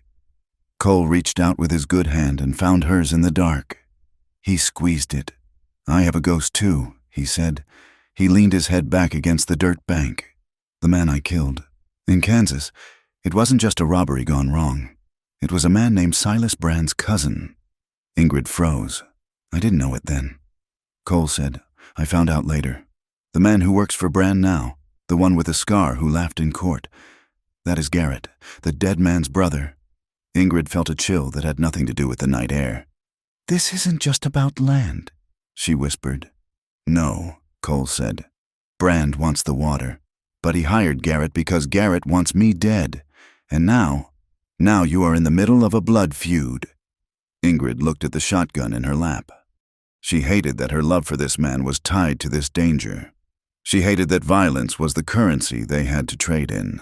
But looking at Cole, broken and bleeding in the dirt, she realized something else. He understands. She thought, he knows what it is to be defined by the worst thing that ever happened to you. We are not victims. Cole, she said firmly, not tonight. They walked back to town at dawn. It took 4 hours. Cole's shoulder was agony, his face gray with pain. Ingrid carried the shotgun and supported him every step of the way. When they reached the edge of town, Sheriff Harlan was waiting. He stood on the boardwalk in front of his office, flanked by 2 deputies. It was as if he knew they were coming. Cole Mercer, Harlan shouted. Cole straightened up, trying to hide his injury. What do you want? Harlan? I have a warrant, Harlan said, pulling a paper from his vest. Issued this morning by the territorial magistrate. For the murder of Archibald Brand. State of Kansas, 1878. That was war, Cole said. Or close enough to it. The law calls it murder. Harlan said, arrest him. The deputies moved in. Ingrid raised the shotgun, but Cole put his hand on the barrel and pushed it down. No, Ingrid, he said. Not here, not like this. They grabbed Cole. He groaned as they wrenched his bad arm behind his back. They shackled him. Ingrid stood alone in the street. The townspeople were watching from windows and doorways. They saw the giant woman, covered in dust and blood, standing by as her man was dragged away. Go to Marion's, Cole shouted over his shoulder as they shoved him toward the jailhouse door. Do not go back to the claim. The door slammed shut. The sound echoed like a gunshot. Ingrid stood there.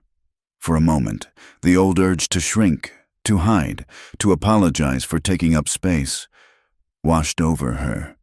She saw the faces of the town, some pitying, most turning away because they didn't want to catch the bad luck. But she did not shrink. She walked to the jailhouse window. She put her hand on the glass. I am not leaving, she said to the glass. To the town, to the indifferent sky. Marion Locke took her in. She drew a hot bath, gave Ingrid clean clothes that were too short but clean, and fed her soup. You cannot go near that jail, Marion said, pouring tea with a steady hand. Harlan will lock you up too if you give him a reason. I have to get him out, Ingrid said. You need leverage, Marion said. And right now, you have none. That evening, a note arrived. It was from Brand. Dinner. The Grand Hotel. 8 o'clock. We can discuss Mr. Mercer's future. Ingrid went. She wore her cleanest dress. She walked into the dining room of the hotel, ignoring the stairs. Brand was sitting at a corner table. Please, sit, Brand said. Let him go, Ingrid said, remaining standing. Brand sighed. He gestured to the chair. He killed my cousin, Miss Halverson. Justice must be served. You don't care about your cousin, Ingrid said. You care about the creek. Brand smiled. He appreciated directness. Perhaps. Here's the deal. You sign the quitclaim deed tonight. You agree to a quiet civil ceremony marrying me next week. In exchange, I will use my influence to have the charges against Mr. Mercer reconsidered. I will arrange for him to be exiled from the territory rather than hanged. Ingrid felt the room spin. It was the cage again. The gilded cage. She could save Cole, but only by selling herself to this man. It was the same choice she had faced a dozen times in her life. Safety at the cost of her soul. She almost said yes. The terror of seeing Cole hang was a physical pain in her chest. But then she remembered the cabin. She remembered the way Cole had stopped when she whispered hurts. She remembered the promise always. If she did this, she would be betraying everything they had built. She would be saving his life by destroying the thing he loved. Her freedom. No, Ingrid said. Bran's eyes narrowed. Excuse me? I said no, I will not marry you, and I will not sign. Then he hangs, Bran said coldly. If you hang him, Ingrid said, leaning across the table, her voice low and dangerous. I will burn your ranch to the ground. I will not need a match. I will find a way. She turned and walked out. She went back to Marion's. She was shaking, but her mind was racing. She needed a weapon. Not a gun. Brand had too many guns. She needed the truth. Marion, Ingrid said. Who washes the sheriff's laundry? Marion blinked. Sarah, the girl who works at the laundry behind the saloon. And who cleans Brand's office? Mrs. Higgins. I need to talk to them, Ingrid said. Tonight? Now. For the next 2 days, Ingrid Halvorsen became a specter. She moved through the back alleys and kitchens of the town. She used Marion's network, the invisible army of women who cleaned the floors, washed the sheets, and heard the drunken boasts of powerful men. Most were afraid to speak, but Ingrid was persistent. She offered them the gold coins from her shame pouch. I am fighting for my life, she told Sarah at the laundry. And I think he is stealing from you too. Sarah hesitated, then pulled a small ledger from under a pile of dirty sheets. I found this in Harlan's vest pocket, Sarah whispered. He forgot it. I was going to burn it, but the numbers didn't make sense. Ingrid took the book. She sat by the lamp in Marion's kitchen and deciphered the scribbles. It was a record, not of law enforcement, but of cattle. Brands altered. Water rights diverted. Payments made from Bran to Harlan for services rendered. Evictions. Arrests. Intimidation. It was proof. But proof in a book meant nothing if no one saw it. It was Friday night. The Golden Steer Saloon was packed. Miners, cowboys, drifters. The air was thick with smoke and the smell of stale beer. The batwing doors swung open. Ingrid Halvorsen stepped inside. She did not look at the floor. She did not hunch. She wore her borrowed dress like armor. She held a sheaf of papers in her hand, pages torn from the ledger. Along with affidavits Marion had helped her gather from 3 other terrified widows who had lost land to Brand. The piano player stopped. The room went quiet. A woman in a saloon was rare. A giant woman was a spectacle. Hey, tall girl, a drunk shouted. You looking for a dance partner? You'll have to hold me up. Laughter rippled through the room. Ingrid walked to the center of the room. She climbed onto a poker table. The wood creaked, but it held. She towered over them now.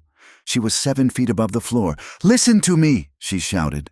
The laughter died down, replaced by confused muttering. You laugh at me because I am big, Ingrid said. You laugh because I am strange. But while you are laughing, Silas Brand is picking your pockets. She threw the papers down onto the table. Sheriff Harlan is a thief, she announced. She pointed to a man in the crowd. A small rancher named Miller. Mr. Miller, you lost your water rights last month, yes? You were told the creek dried up. Miller nodded, looking nervous. It did not dry up, Ingrid yelled. Harlan blew the dam upstream. It is here, in his own book. He was paid $50 by Brand to starve you out. The room shifted. The amusement evaporated, replaced by a cold, hard tension. She pointed to another man. And you, Mr. Jensen, your cattle that went missing, they are running with Brand's herd right now. Harlan signed the bill of sale himself. Brand's men, who were drinking at the bar, pushed forward. Shut her up, one yelled. He reached for her ankle to pull her down. Ingrid kicked him. It was a mule kick, hard and precise. The man flew back into the bar. Read the papers, Ingrid screamed. If you are men, read them. She jumped down and pushed her way through the crowd. The seeds were sown. Men were picking up the papers, squinting at the numbers. The mood was turning from mockery to fury. She ran back to the boarding house where she had rented a room for the night. needing to be closer to the jail than Marion's house. She bolted the door. She was panting. She had done it. She had lit the fuse. But the explosion came for her first. The windows shattered. A man climbed through, masked, carrying a knife. It was an assassin, sent to silence the leak. Ingrid didn't scream. She grabbed the porcelain water pitcher from the washstand. The man lunged. Ingrid swung the pitcher. It smashed against his head, shattering into jagged shards. He staggered but slashed out, the knife catching her forearm. Pain flared, hot and sharp. Blood sprayed onto her dress. Ingrid roared. She grabbed the chair she'd been sitting on, a heavy oak piece. She lifted it as if it were made of balsa wood. She drove the legs of the chair into the man's chest, pinning him against the wall. She heard ribs crack. He dropped the knife.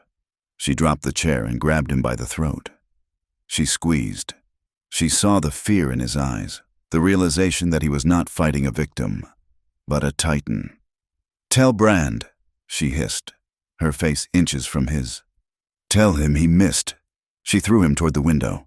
He scrambled out, falling into the alleyway, running for his life. Ingrid stood in the center of the room, clutching her bleeding arm. The room was destroyed. She was bleeding. She was terrified, but she was alive. She grabbed a towel, wrapped her arm tight, and ran out the door. She headed for Marion's.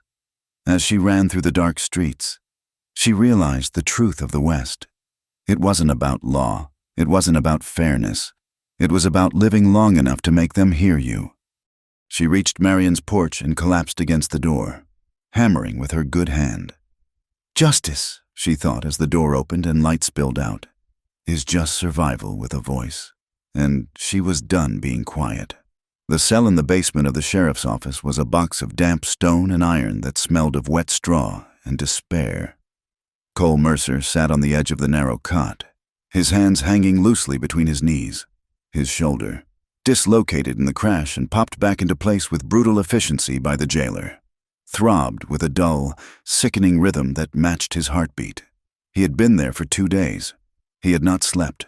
Every time he closed his eyes, he saw Ingrid standing in the street, blood on her arm, shouting at the glass. He saw the way the town looked at her, like a curiosity, a monster, a target. He knew Silas Brand. He knew the way the man's mind worked. Brand did not just want land, he wanted dominance. He would squeeze Ingrid until she broke. He would offer her Cole's life in exchange for her freedom. And the thought that Ingrid might take that deal, that she might sell herself to save a man like him, was a torture worse than any hanging. Cole stared at the sliver of light coming through the high, barred window. He would not beg. If Harlan came in here with a confession for him to sign, he would spit in the man's face. He had lived his life running from the sins of his past, but he would not die on his knees. He would hold on to his dignity, because it was the only thing he had left to offer Ingrid if he died. He wanted her to remember him standing. Ingrid did not have time for despair. She was moving with the cold, focused energy of a woman who has realized she has nothing left to lose. Marion Locke paced the kitchen of her small house, wringing her hands in her apron. "It is suicide," Marion said. "The depot will be crawling with them. It is the only way," Ingrid said. She was wrapping the ledger and the affidavits in oilcloth, tying the bundle tight with twine. The rumor Marion had heard that morning was their only lifeline. A United States Marshal, a man named Davies, was passing through on the noon train, heading for Denver on Federal Railroad business. He was outside Harlan's jurisdiction. He was outside Brand's payroll. "But I have to get to him before the train leaves," Ingrid said. "And I have to get past Brand's men to do it." Marion looked at her. Ingrid wore her work boots and a heavy canvas coat she had borrowed from Marion's late husband's closet. She looked like a soldier. "I will create a distraction," Marion said, her voice trembling but determined. "No," Ingrid said. "You have done enough. I will not drag you down with me." She tucked the package inside her coat, against her ribs. "Ingrid," Marion said, grabbing her arm, "be careful. They will not hesitate to shoot." Ingrid looked down at the smaller woman. She touched the bandage on her own forearm where the assassin's knife had cut her. "Neither will I," Ingrid said. The train station was a chaotic churn of steam, shouting porters, and shifting freight. The noon whistle blew, a shrill scream that cut through the thick, coal-dusted air. Ingrid pulled her hat low and stepped onto the platform. She tried to hunch, to blend in, but it was impossible. She was a lighthouse in a sea of dinghies. She saw the marshal. He was standing near the first-class car, a tall man with a gray mustache and a bearing that suggested he did not tolerate foolishness. He was checking his pocket watch. She started toward him. "There!" The shout came from the loading dock. Ingrid turned. Two of Brand's hired guns, Garrett, the brother of the man Cole killed, and another man named Pike, were jumping down from a stack of crates. They had spotted her height instantly. "Get her," Garrett yelled. "Don't let her near the train." Ingrid did not freeze. The old Ingrid, the girl in the circus tent, would have frozen. The woman who had wintered on the line camp turned and ran. She did not run away. She ran toward the threat, angling for the gap between two baggage carts. Pike stepped in her way, drawing a pistol. He grinned, expecting her to stop. Ingrid did not break stride. She was 6 feet 4 inches of momentum. She dropped her shoulder and slammed into him. It was like a locomotive hitting a deer. Pike flew backward, the air leaving his lungs in a wet whoosh. He crashed into a stack of luggage, his gun skittering across the planks. Ingrid kept moving. Her size, the thing she had cursed for 20 years, was suddenly her greatest weapon. She did not have to go around the obstacles. She could go through them.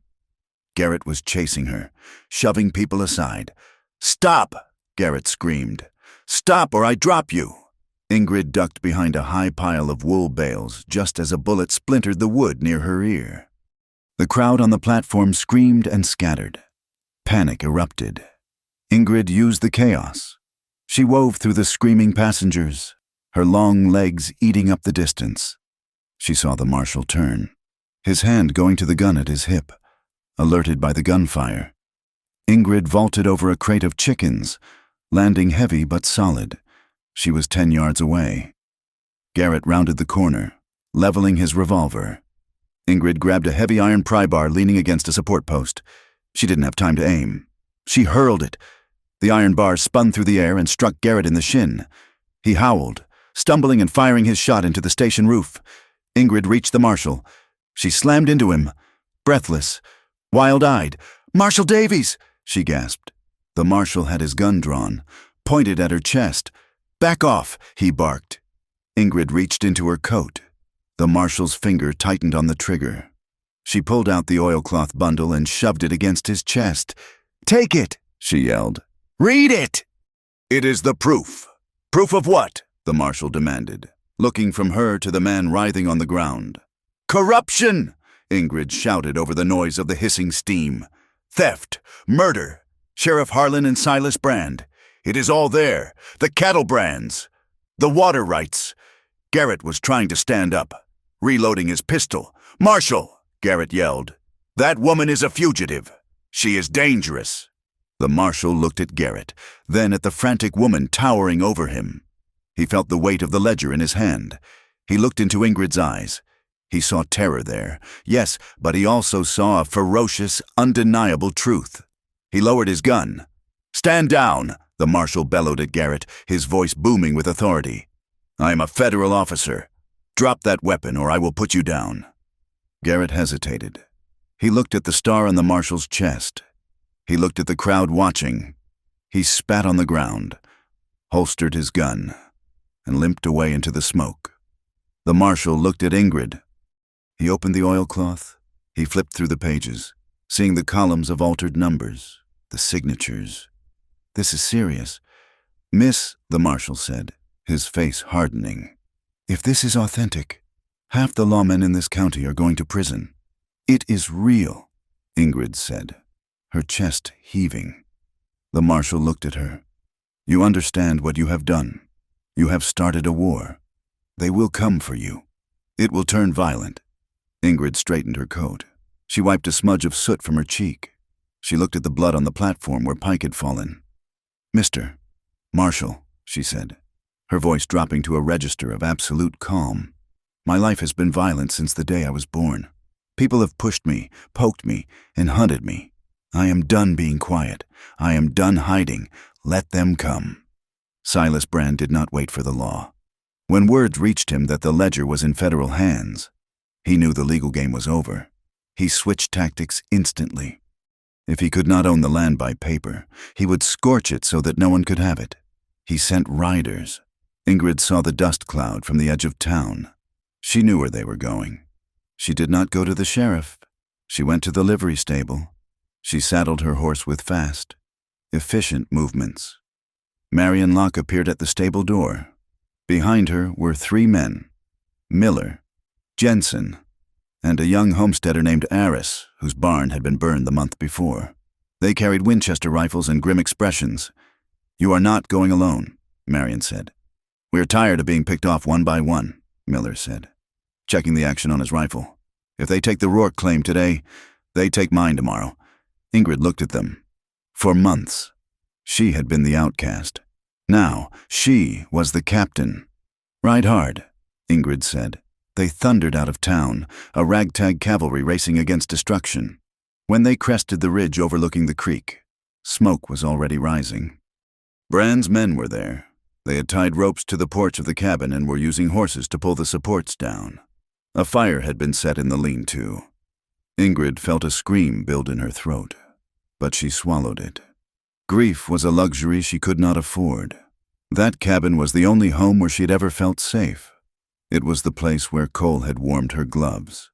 It was the place where she had learned to bake bread. It was the proof that a gentle life was possible, and they were erasing it. "Spread out," Ingrid shouted to her small band. "Fire over their heads! Drive them off!" She spurred her horse down the slope. She raised the shotgun she had carried since the ambush. She fired into the air. "Get away from there!" she roared. The Brand riders, surprised by the resistance, scrambled for cover. Bullets whizzed past Ingrid, snapping like angry insects. She did not flinch. She rode straight for the fire. She jumped from her horse and grabbed a shovel leaning against the trough. She began throwing dirt onto the flames, licking up the side of the cabin logs. "Water!" she yelled. "Get the buckets!" Miller and Jensen dismounted and opened fire on the riders, providing cover. Marion ran to the creek. Ingrid fought the fire. The heat seared her face. Her eyes watered. She shoveled with a mechanical fury, her muscles straining. She watched the flames catch the roof. She saw the shingles curl and blacken.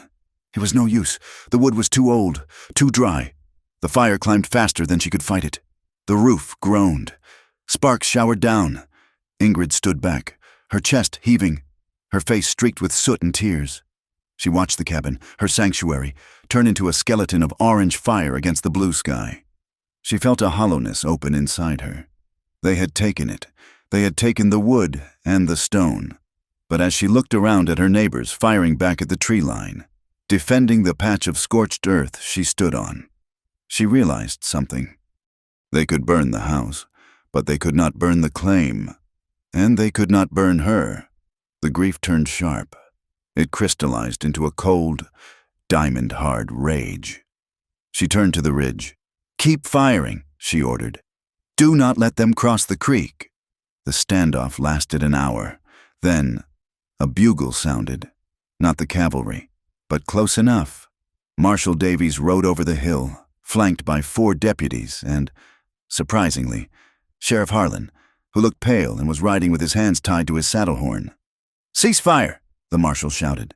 Brand's men in the trees hesitated, then lowered their guns. They saw the federal badges. They saw the sheriff in custody. The game changed. Silas Brand himself rode out from the tree line. He was dressed immaculately, as if he were attending a garden party, though his horse was lathered. "Marshal," Brand called out, his voice smooth but tight. "You are interfering in a private dispute. These squatters are trespassing." The marshal rode down to the creek, his horse splashing through the water. He pulled his horse up in front of Ingrid. He looked at the burning cabin, then at Brand. "I have read the ledger, Brand," the marshal said, "and I have heard the testimony of your sheriff here. He was quite talkative once we explained the federal penitentiary term for conspiracy. Brand's face twitched. "It is slander. It is evidence," the marshal said. "You are under arrest, Mr. Brand, for fraud, racketeering, and attempted murder." Brand looked around. He saw his men backing away. He saw the homesteaders aiming rifles at him. He saw his power evaporating like mist. He looked at Ingrid. She was standing amidst the ashes of her home, soot-covered, holding a shovel like a spear. She looked magnificent and terrifying. Brand snapped. The veneer of the gentleman cracked, revealing the vicious animal beneath. He spurred his horse forward, ignoring the marshal.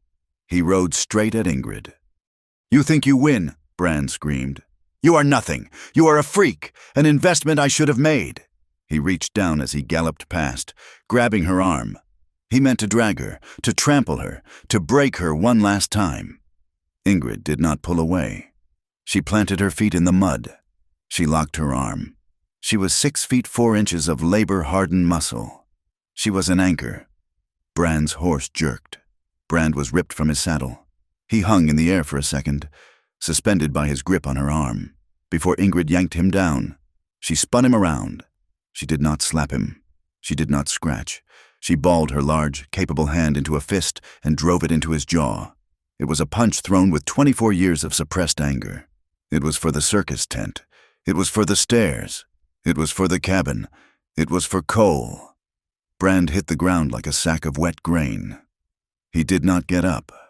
Ingrid stood over him, rubbing her knuckles. "I am not your investment," she said to his unconscious form. The marshal whistled low. "Remind me never to make you angry, Miss Halverson," he said. "Where is Cole?" Ingrid asked. Turning to the marshal, "He is being transported," the marshal said. "I sent 2 of my best men to intercept the wagon from the jail. They should be here shortly. But the road was dangerous, and Brand had backup plans. 3 miles away, on the canyon road, the transport wagon carrying Cole had been ambushed, not by lawmen, but by the last of Brand's loyalists trying to erase the witness. Cole was shackled in the back. He heard the shots. He felt the wagon lurch. He kicked the door open. He saw the driver dead. He saw Garrett, limping but armed, aiming a rifle at him. End of the line. "Mercer!" Garrett yelled. Cole couldn't dive. He couldn't run. He stood up in the wagon, chains rattling. "Then look me in the eye when you do it," Cole said. Garrett tightened his finger. A shot rang out. Garrett's hat flew off. He spun around. 2 federal deputies came galloping around the bend, repeating rifles blazing. Garrett returned fire, diving behind a rock. The skirmish was short, sharp, and violent. When the dust settled, Garrett was gone, slipping away into the Badlands, and the deputies were cutting Cole's chains. "You Mercer?" one deputy asked. "Yeah, you have a lady friend who is very persistent." The deputy grinned. "Let's get you home." Cole stumbled into the clearing just as the sun was setting. He saw the smoke first, the black column rising into the still air. His heart stopped. He thought he was too late. He thought he would find her body among the ruins. Then he saw her. She was standing by the corral, wiping down a horse. She was covered in black soot. Her dress was torn. Her hair was wild. "Ingrid!" She turned. She dropped the rag. She ran. She did not run delicately. She thundered across the ground. Cole met her halfway. They collided. It was not a movie embrace. It was a crash. Cole groaned as his bad shoulder took the impact, but he didn't care. He wrapped his arms around her waist, burying his face in her neck. She wrapped her arms around his shoulders, pulling him down, lifting him up. They held each other with a desperate, crushing strength. They were checking for broken bones, for bullet holes, for reality. "You are alive," she sobbed into his coat. "You are alive. They burned it." "Cole," she said, pulling back to look at him. "They burned the cabin?" Cole looked over her shoulder at the smoldering pile of logs. He looked at the devastation. Then he looked back at her face, smeared with ash and tears. Alive and fierce. "Let it burn," Cole whispered. "It was just wood. You are here. We are here." He kissed her. It tasted of smoke and salt and survival. It was the kiss of two people who had stood on the edge of the abyss and refused to fall in. They did not go back to town. They could not leave the claim. If they left, scavengers might come. They set up a camp near the creek, under the open sky.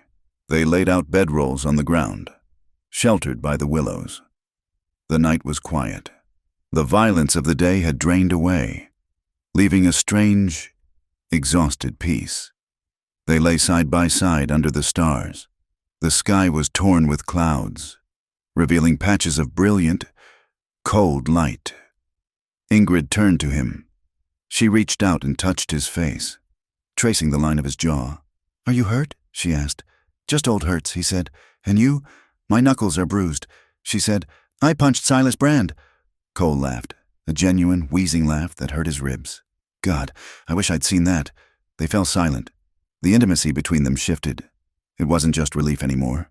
It was need. Ingrid moved closer. She pressed her body against his. "Cole," she whispered. "I am here. Make me forget the fire," she said. "Make me forget the noise." Cole shifted, rising on one elbow. He looked down at her. In the starlight, she wasn't a giant. She wasn't a spectacle. She was a landscape he wanted to learn by heart. He kissed her throat. He moved slowly. He waited for her breath to hitch, for her hands to guide him. Ingrid's hands moved over his back, feeling the scars, the muscles. She felt the power in him, but she also felt the restraint. He paused when she tensed, waited until she relaxed, and then continued. It was a slow, deliberate reclaiming of their bodies. After a day of violence, this was an act of creation. It was soft where the world was hard. It was quiet where the world was loud. Later, as they lay tangled together under the blankets, the creek bubbling nearby, Ingrid rested her head on his chest. "I'm afraid," she admitted into the dark. "Of what?" Cole asked, stroking her hair.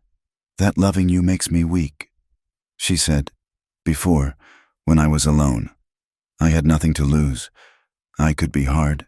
Today when I thought you were dead, I wanted to die too. That is a weakness." Cole was silent for a moment. He watched a shooting star burn out overhead. "I used to think that too," he said. "I thought being alone made me strong. I thought if I didn't care about anything, nothing could hurt me." He tightened his arm around her. "But I wasn't strong. Ingrid, I was just empty. And it is easy to be empty. It is hard to be full." He kissed the top of her head. "Love doesn't make you weak. It's the only thing that ever made me try to be better. It's the reason I didn't kill Harlan today. It's the reason you fought Brand. It gives us something to defend." Ingrid closed her eyes. She felt the warmth of him. She felt the solid ground beneath her. She realized he was right. She wasn't weaker. She was just heavier, anchored to the earth by something that mattered. The next few days were a revelation. The town, once united in its mockery, fractured. Many still whispered. They called Ingrid a troublemaker, a witch who had bewitched the cowboy and brought the federal government down on their heads. They crossed the street when she walked by, but others changed. Mr. Miller rode out with a wagon of lumber. "It isn't much," Miller said, kicking the wood off the back. "But it's seasoned pine, good for framing. Mrs. Jensen brought a basket of eggs and a quilt. Marienlock brought nails and tools. They didn't say much. They didn't apologize for the past. But the gifts were an acknowledgement. You stood up. You fought for us. We see you." It was a small glimmer of hope. It was not acceptance, not fully, but it was respect. And for Ingrid, that was enough. Marshal Davies came to the camp 3 days later. "Brand is in custody in the territorial prison," Davies said. "The trial is set for next month. It will be the biggest spectacle the territory has ever seen." "And until then," Cole asked. "Until then, he is dangerous," Davies warned. "He has lawyers. He has money buried where we can't find it. He is already sending messages. He is desperate, and a desperate man is a cornered rat." He looked at the pile of lumber where they were starting to rebuild. "Watch your backs," the marshal said. "This isn't over. He will try one last thing to kill the case. Or to kill you." Ingrid looked at the frame of the new cabin rising from the ashes. She handed Cole a hammer. "Let him try," she said. "We are not going anywhere." Cole took the hammer. He looked at her, tall, strong, her hands rough from work, her eyes clear. "No," he said. "We are home." He drove the nail into the wood with a single, ringing blow. The summer heat descended on the territory like a heavy wool blanket that no one could shake off. It was July, and the high plains shimmered in a distortion of heat waves that made the distant mountains look like they were melting into the sky. The creek ran low and sluggish, the mud cracking into geometric patterns along the banks. The air was thick with the sound of cicadas, a relentless, sawing drone that grated on the nerves.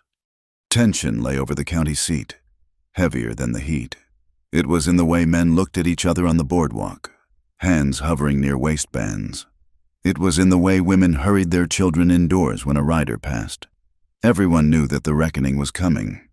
The law, which had been a fluid, purchasable thing for so long, had finally hardened into something sharp. And Silas Brand was not a man to let go of the reins without breaking the horse's jaw. The courthouse was packed an hour before the gavel fell. The room smelled of unwashed bodies, stale tobacco, and anxiety. On the left side of the aisle sat Brand's allies, cattlemen with silver spurs and hired guns, who looked bored and dangerous. On the right sat the homesteaders, the small-time ranchers, and the women. The women watched with a particular intensity. They sat with their hands folded in their laps, their faces stony, waiting to see if a woman could stand up in this room and speak without being destroyed. Ingrid Halvorsen sat at the defense table. She wore a simple gray dress that Marion Locke had helped her sew. It fit her shoulders. She did not hunch. She sat with her spine straight, her hands resting on the table, still and composed. Cole Mercer sat beside her, his face a mask of granite, his eyes scanning the room, marking the exits, marking the threats. Judge Stone banged his gavel, and the sound was like a gunshot in the stifling room. Mr. Galt, Brand's lawyer, began with the theatrics of a revival preacher. He paced the floor, mopping sweat from his forehead with a silk handkerchief. He painted a picture of chaos. He described the burning of the cabin not as a crime by Brand, but as the inevitable result of vagrancy and disorder. He called Ingrid a disruption to the peace, a woman whose very presence incited unrest. When it was Ingrid's turn to take the stand, the silence in the room was absolute. She walked to the chair. It creaked under her weight. She sat, her knees pressing against the wooden rail. "Miss Halvorsen," Galt said, approaching her with a sneer he didn't bother to hide. "Let us be plain. You are not a wife. You are not a widow. You are a woman living in the wilderness with a man to whom you are not wed. In the eyes of this community, what does that make you?" "It makes me a survivor," Ingrid said. Her voice was low, rolling through the room like thunder in a canyon. Galt chuckled.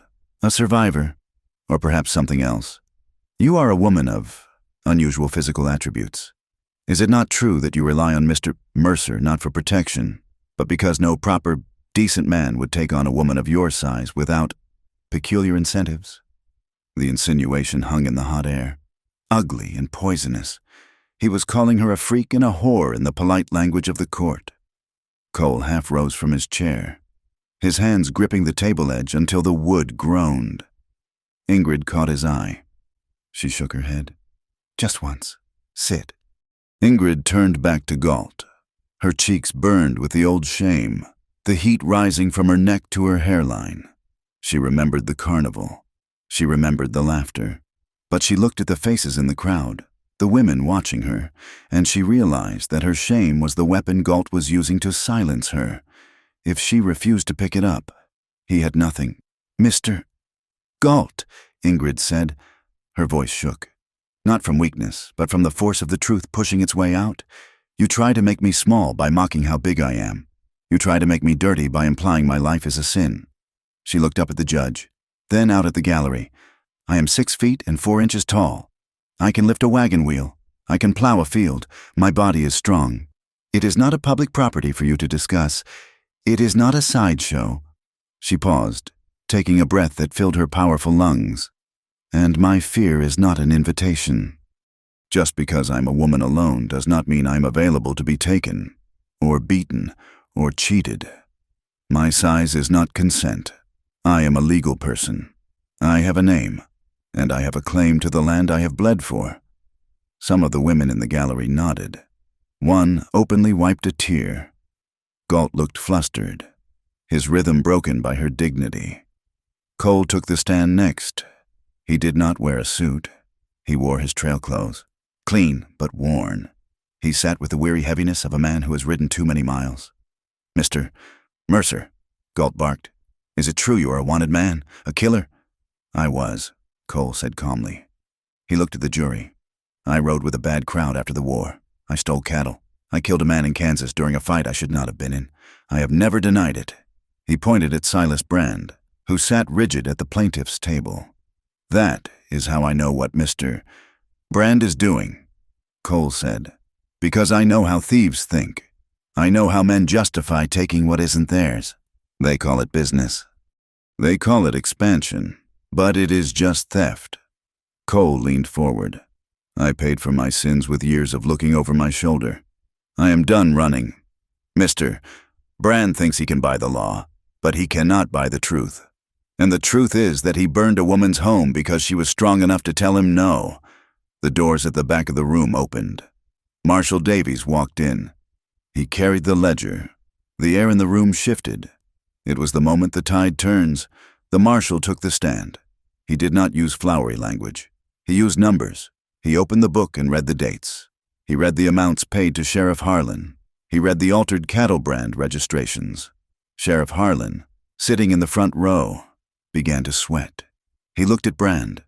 Brand looked straight ahead, his face a mask of fury. Under cross-examination, Harlan crumbled. He was a bully, not a mastermind. When the marshal produced a letter Harlan had written demanding more money for removing the squatter, Harlan started shouting that he was just following orders, pointing a shaking finger at Brand. The lie unraveled. It didn't break apart slowly. It collapsed all at once, leaving the ugly machinery of corruption exposed for everyone to see. "Order!" Judge Stone shouted, banging his gavel as the room erupted into shouting. "Order in this court!" Silas Brand stood up. He did not look at the judge. He looked at his men scattered through the room. He gave a sharp nod. It happened fast. Panic is a contagion, and it swept through the courtroom in a heartbeat. Brand's men drew their coats back, revealing pistols. The marshal's deputies drew their weapons. "Clear the room," Davies shouted. Brand moved. He didn't go for a gun. He went for the side exit, a door that led to the alley where horses were waiting. "Stop him!" Cole yelled. The courtroom exploded into chaos. People screamed and shoved toward the main doors. Dust rose from the floorboards, choking the air. Ingrid was caught in the crush. A woman, Mrs. Jensen, fell in front of her. A man in a heavy coat stepped on the woman's skirt, trying to climb over her. Ingrid grabbed the man by the collar and hurled him back. She reached down and hauled Mrs. Jensen to her feet. "Move!" Ingrid commanded. "Go to the wall!" She looked for Marion. She saw the midwife pressed against the jury box. Terrified, Ingrid waded through the stream of bodies, using her elbows. Using her strength, she reached Marion and shielded her with her own body, pressing her into the corner. "Stay down!" Ingrid yelled over the noise.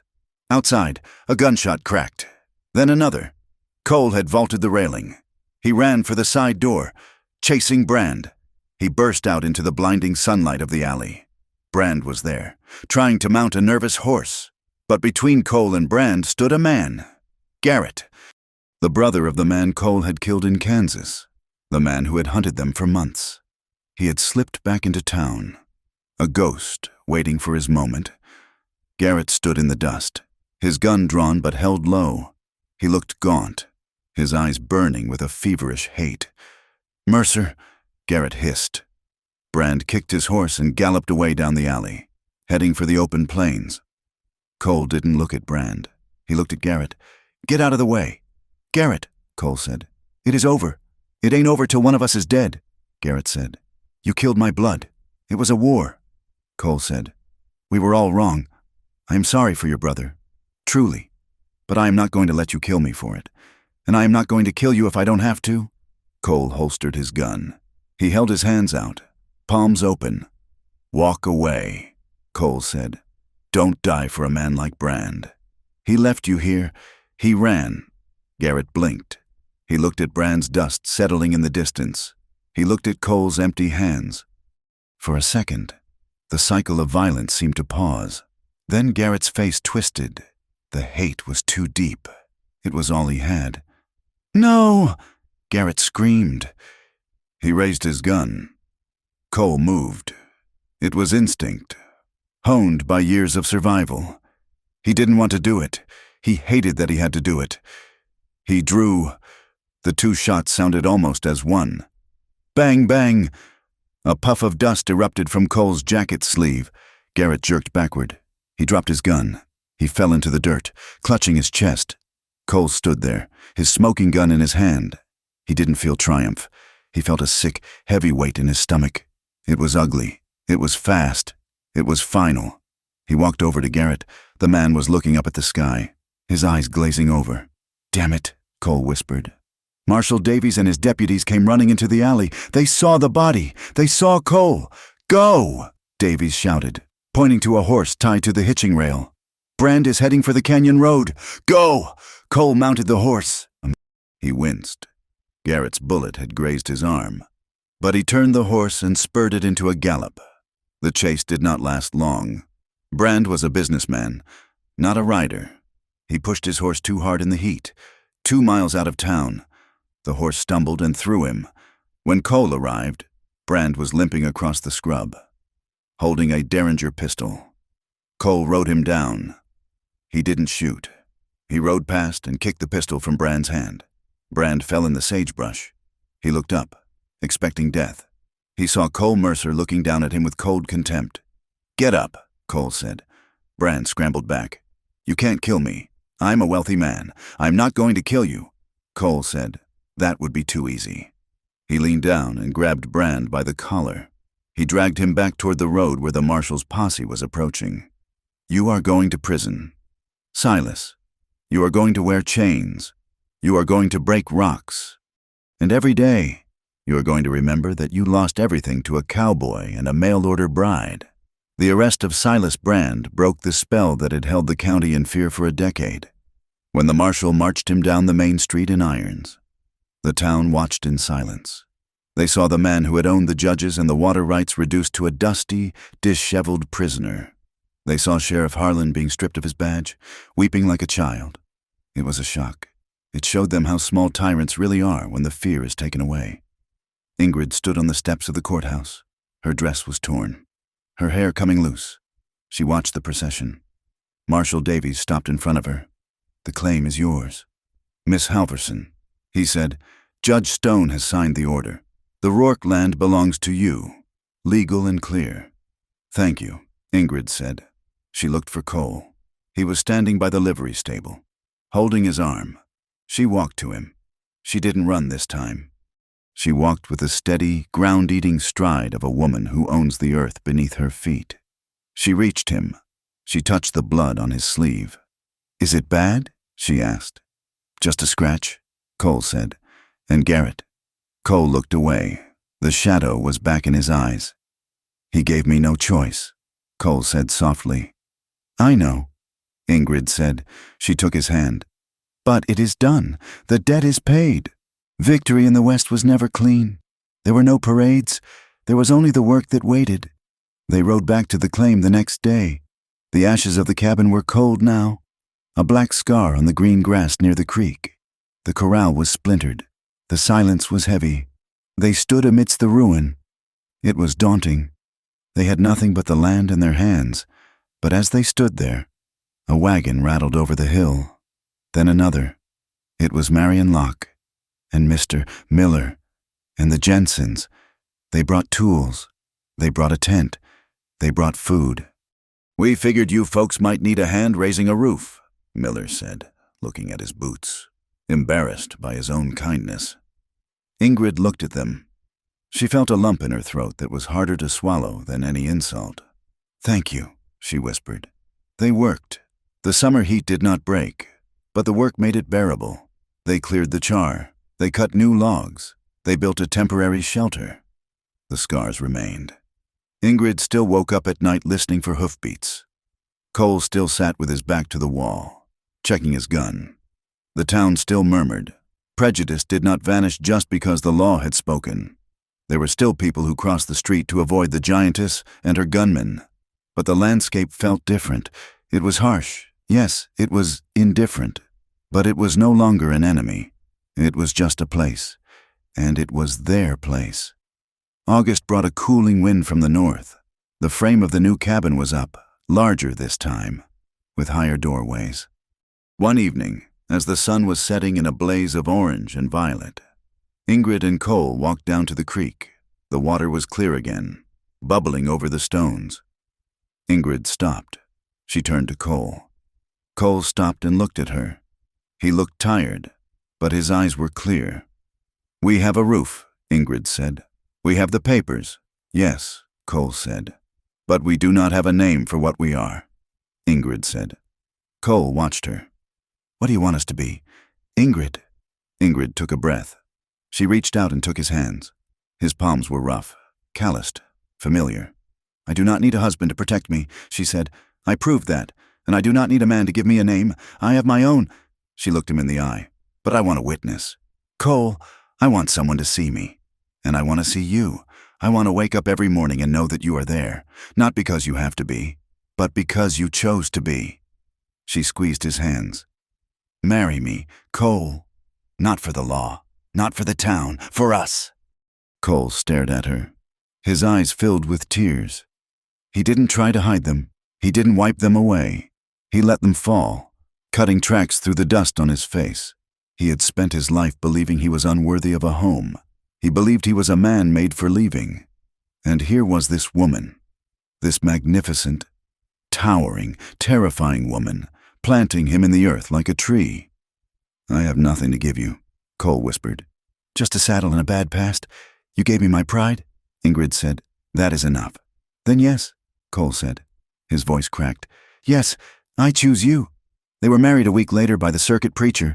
Standing in the frame of their unfinished house, Marion stood as witness. It was simple. It was quiet. That night, in the tent they were using until the roof was finished, the intimacy was different. It was not frantic. It was not a refuge from fear. It was a language. Ingrid lay back on the quilts, looking up at Cole. She did not dim the lantern. She wanted him to see her. All of her. The length of her limbs, the width of her hips, the scars on her arm, the size of her hands. She learned that she could ask, "Touch me here," she whispered. And Cole learned that tenderness did not make him weak. He touched her with a reverence that was almost holy. He learned to listen to the small changes in her breath. He learned that when she stiffened, it wasn't rejection, it was an old ghost passing through, and if he paused, if he waited, the ghost would leave and she would return. They healed each other, not by fixing the broken parts, but by loving the cracks. September came. The aspens in the high country turned to gold, shivering in the wind. News came from the capital. Silas Brand had been convicted. He was sentenced to 20 years in the federal penitentiary. The power of the cattle barons was waning, chipped away by fences and laws and people who refused to move. But the West was still the West. It was unforgiving. Winters would still be brutal. Wolves would still come. There would be droughts and blizzards and hard years. Ingrid and Cole stood on the porch of their finished cabin. The smell of pine resin and wood smoke was in the air. Ingrid watched the sun dip below the horizon. The shadow of the mountains stretched out to touch them. She felt Cole's hand slide into hers. He didn't grip her hard. He just held on. She looked at their hands, his, scarred and brown, hers, large and capable. They were small against the vastness of the plains. They were insignificant against the timeline of the rocks. But they were there. "Ready for winter?" Cole asked softly. Ingrid looked at the stack of firewood. She looked at the smoke curling from their chimney. She looked at the man beside her. "Let it come," she said. She squeezed his hand. "We are ready." They stood there as the light failed, two silhouettes against the darkening sky, choosing each other, again and again, in the face of the encroaching night. Thank you for listening to First Kiss Hurts. It has been a journey through the dust, the fear, and the hard-won redemption of Ingrid and Cole. I hope their story of finding dignity and love in a harsh world resonated with you. I would love to know where you are listening from today. Are you in the city, the country, or somewhere across the ocean? Please leave a comment below and tell me your location. If you enjoyed this story, please subscribe to From Wild West for more tales of the frontier, where love is as tough as the land itself. And finally, I invite you to share your thoughts in English. What did you think of Ingrid's choice? Did the ending feel earned to you? I read every comment and cherish your insights. Until the next time, keep your fires lit and your powder dry.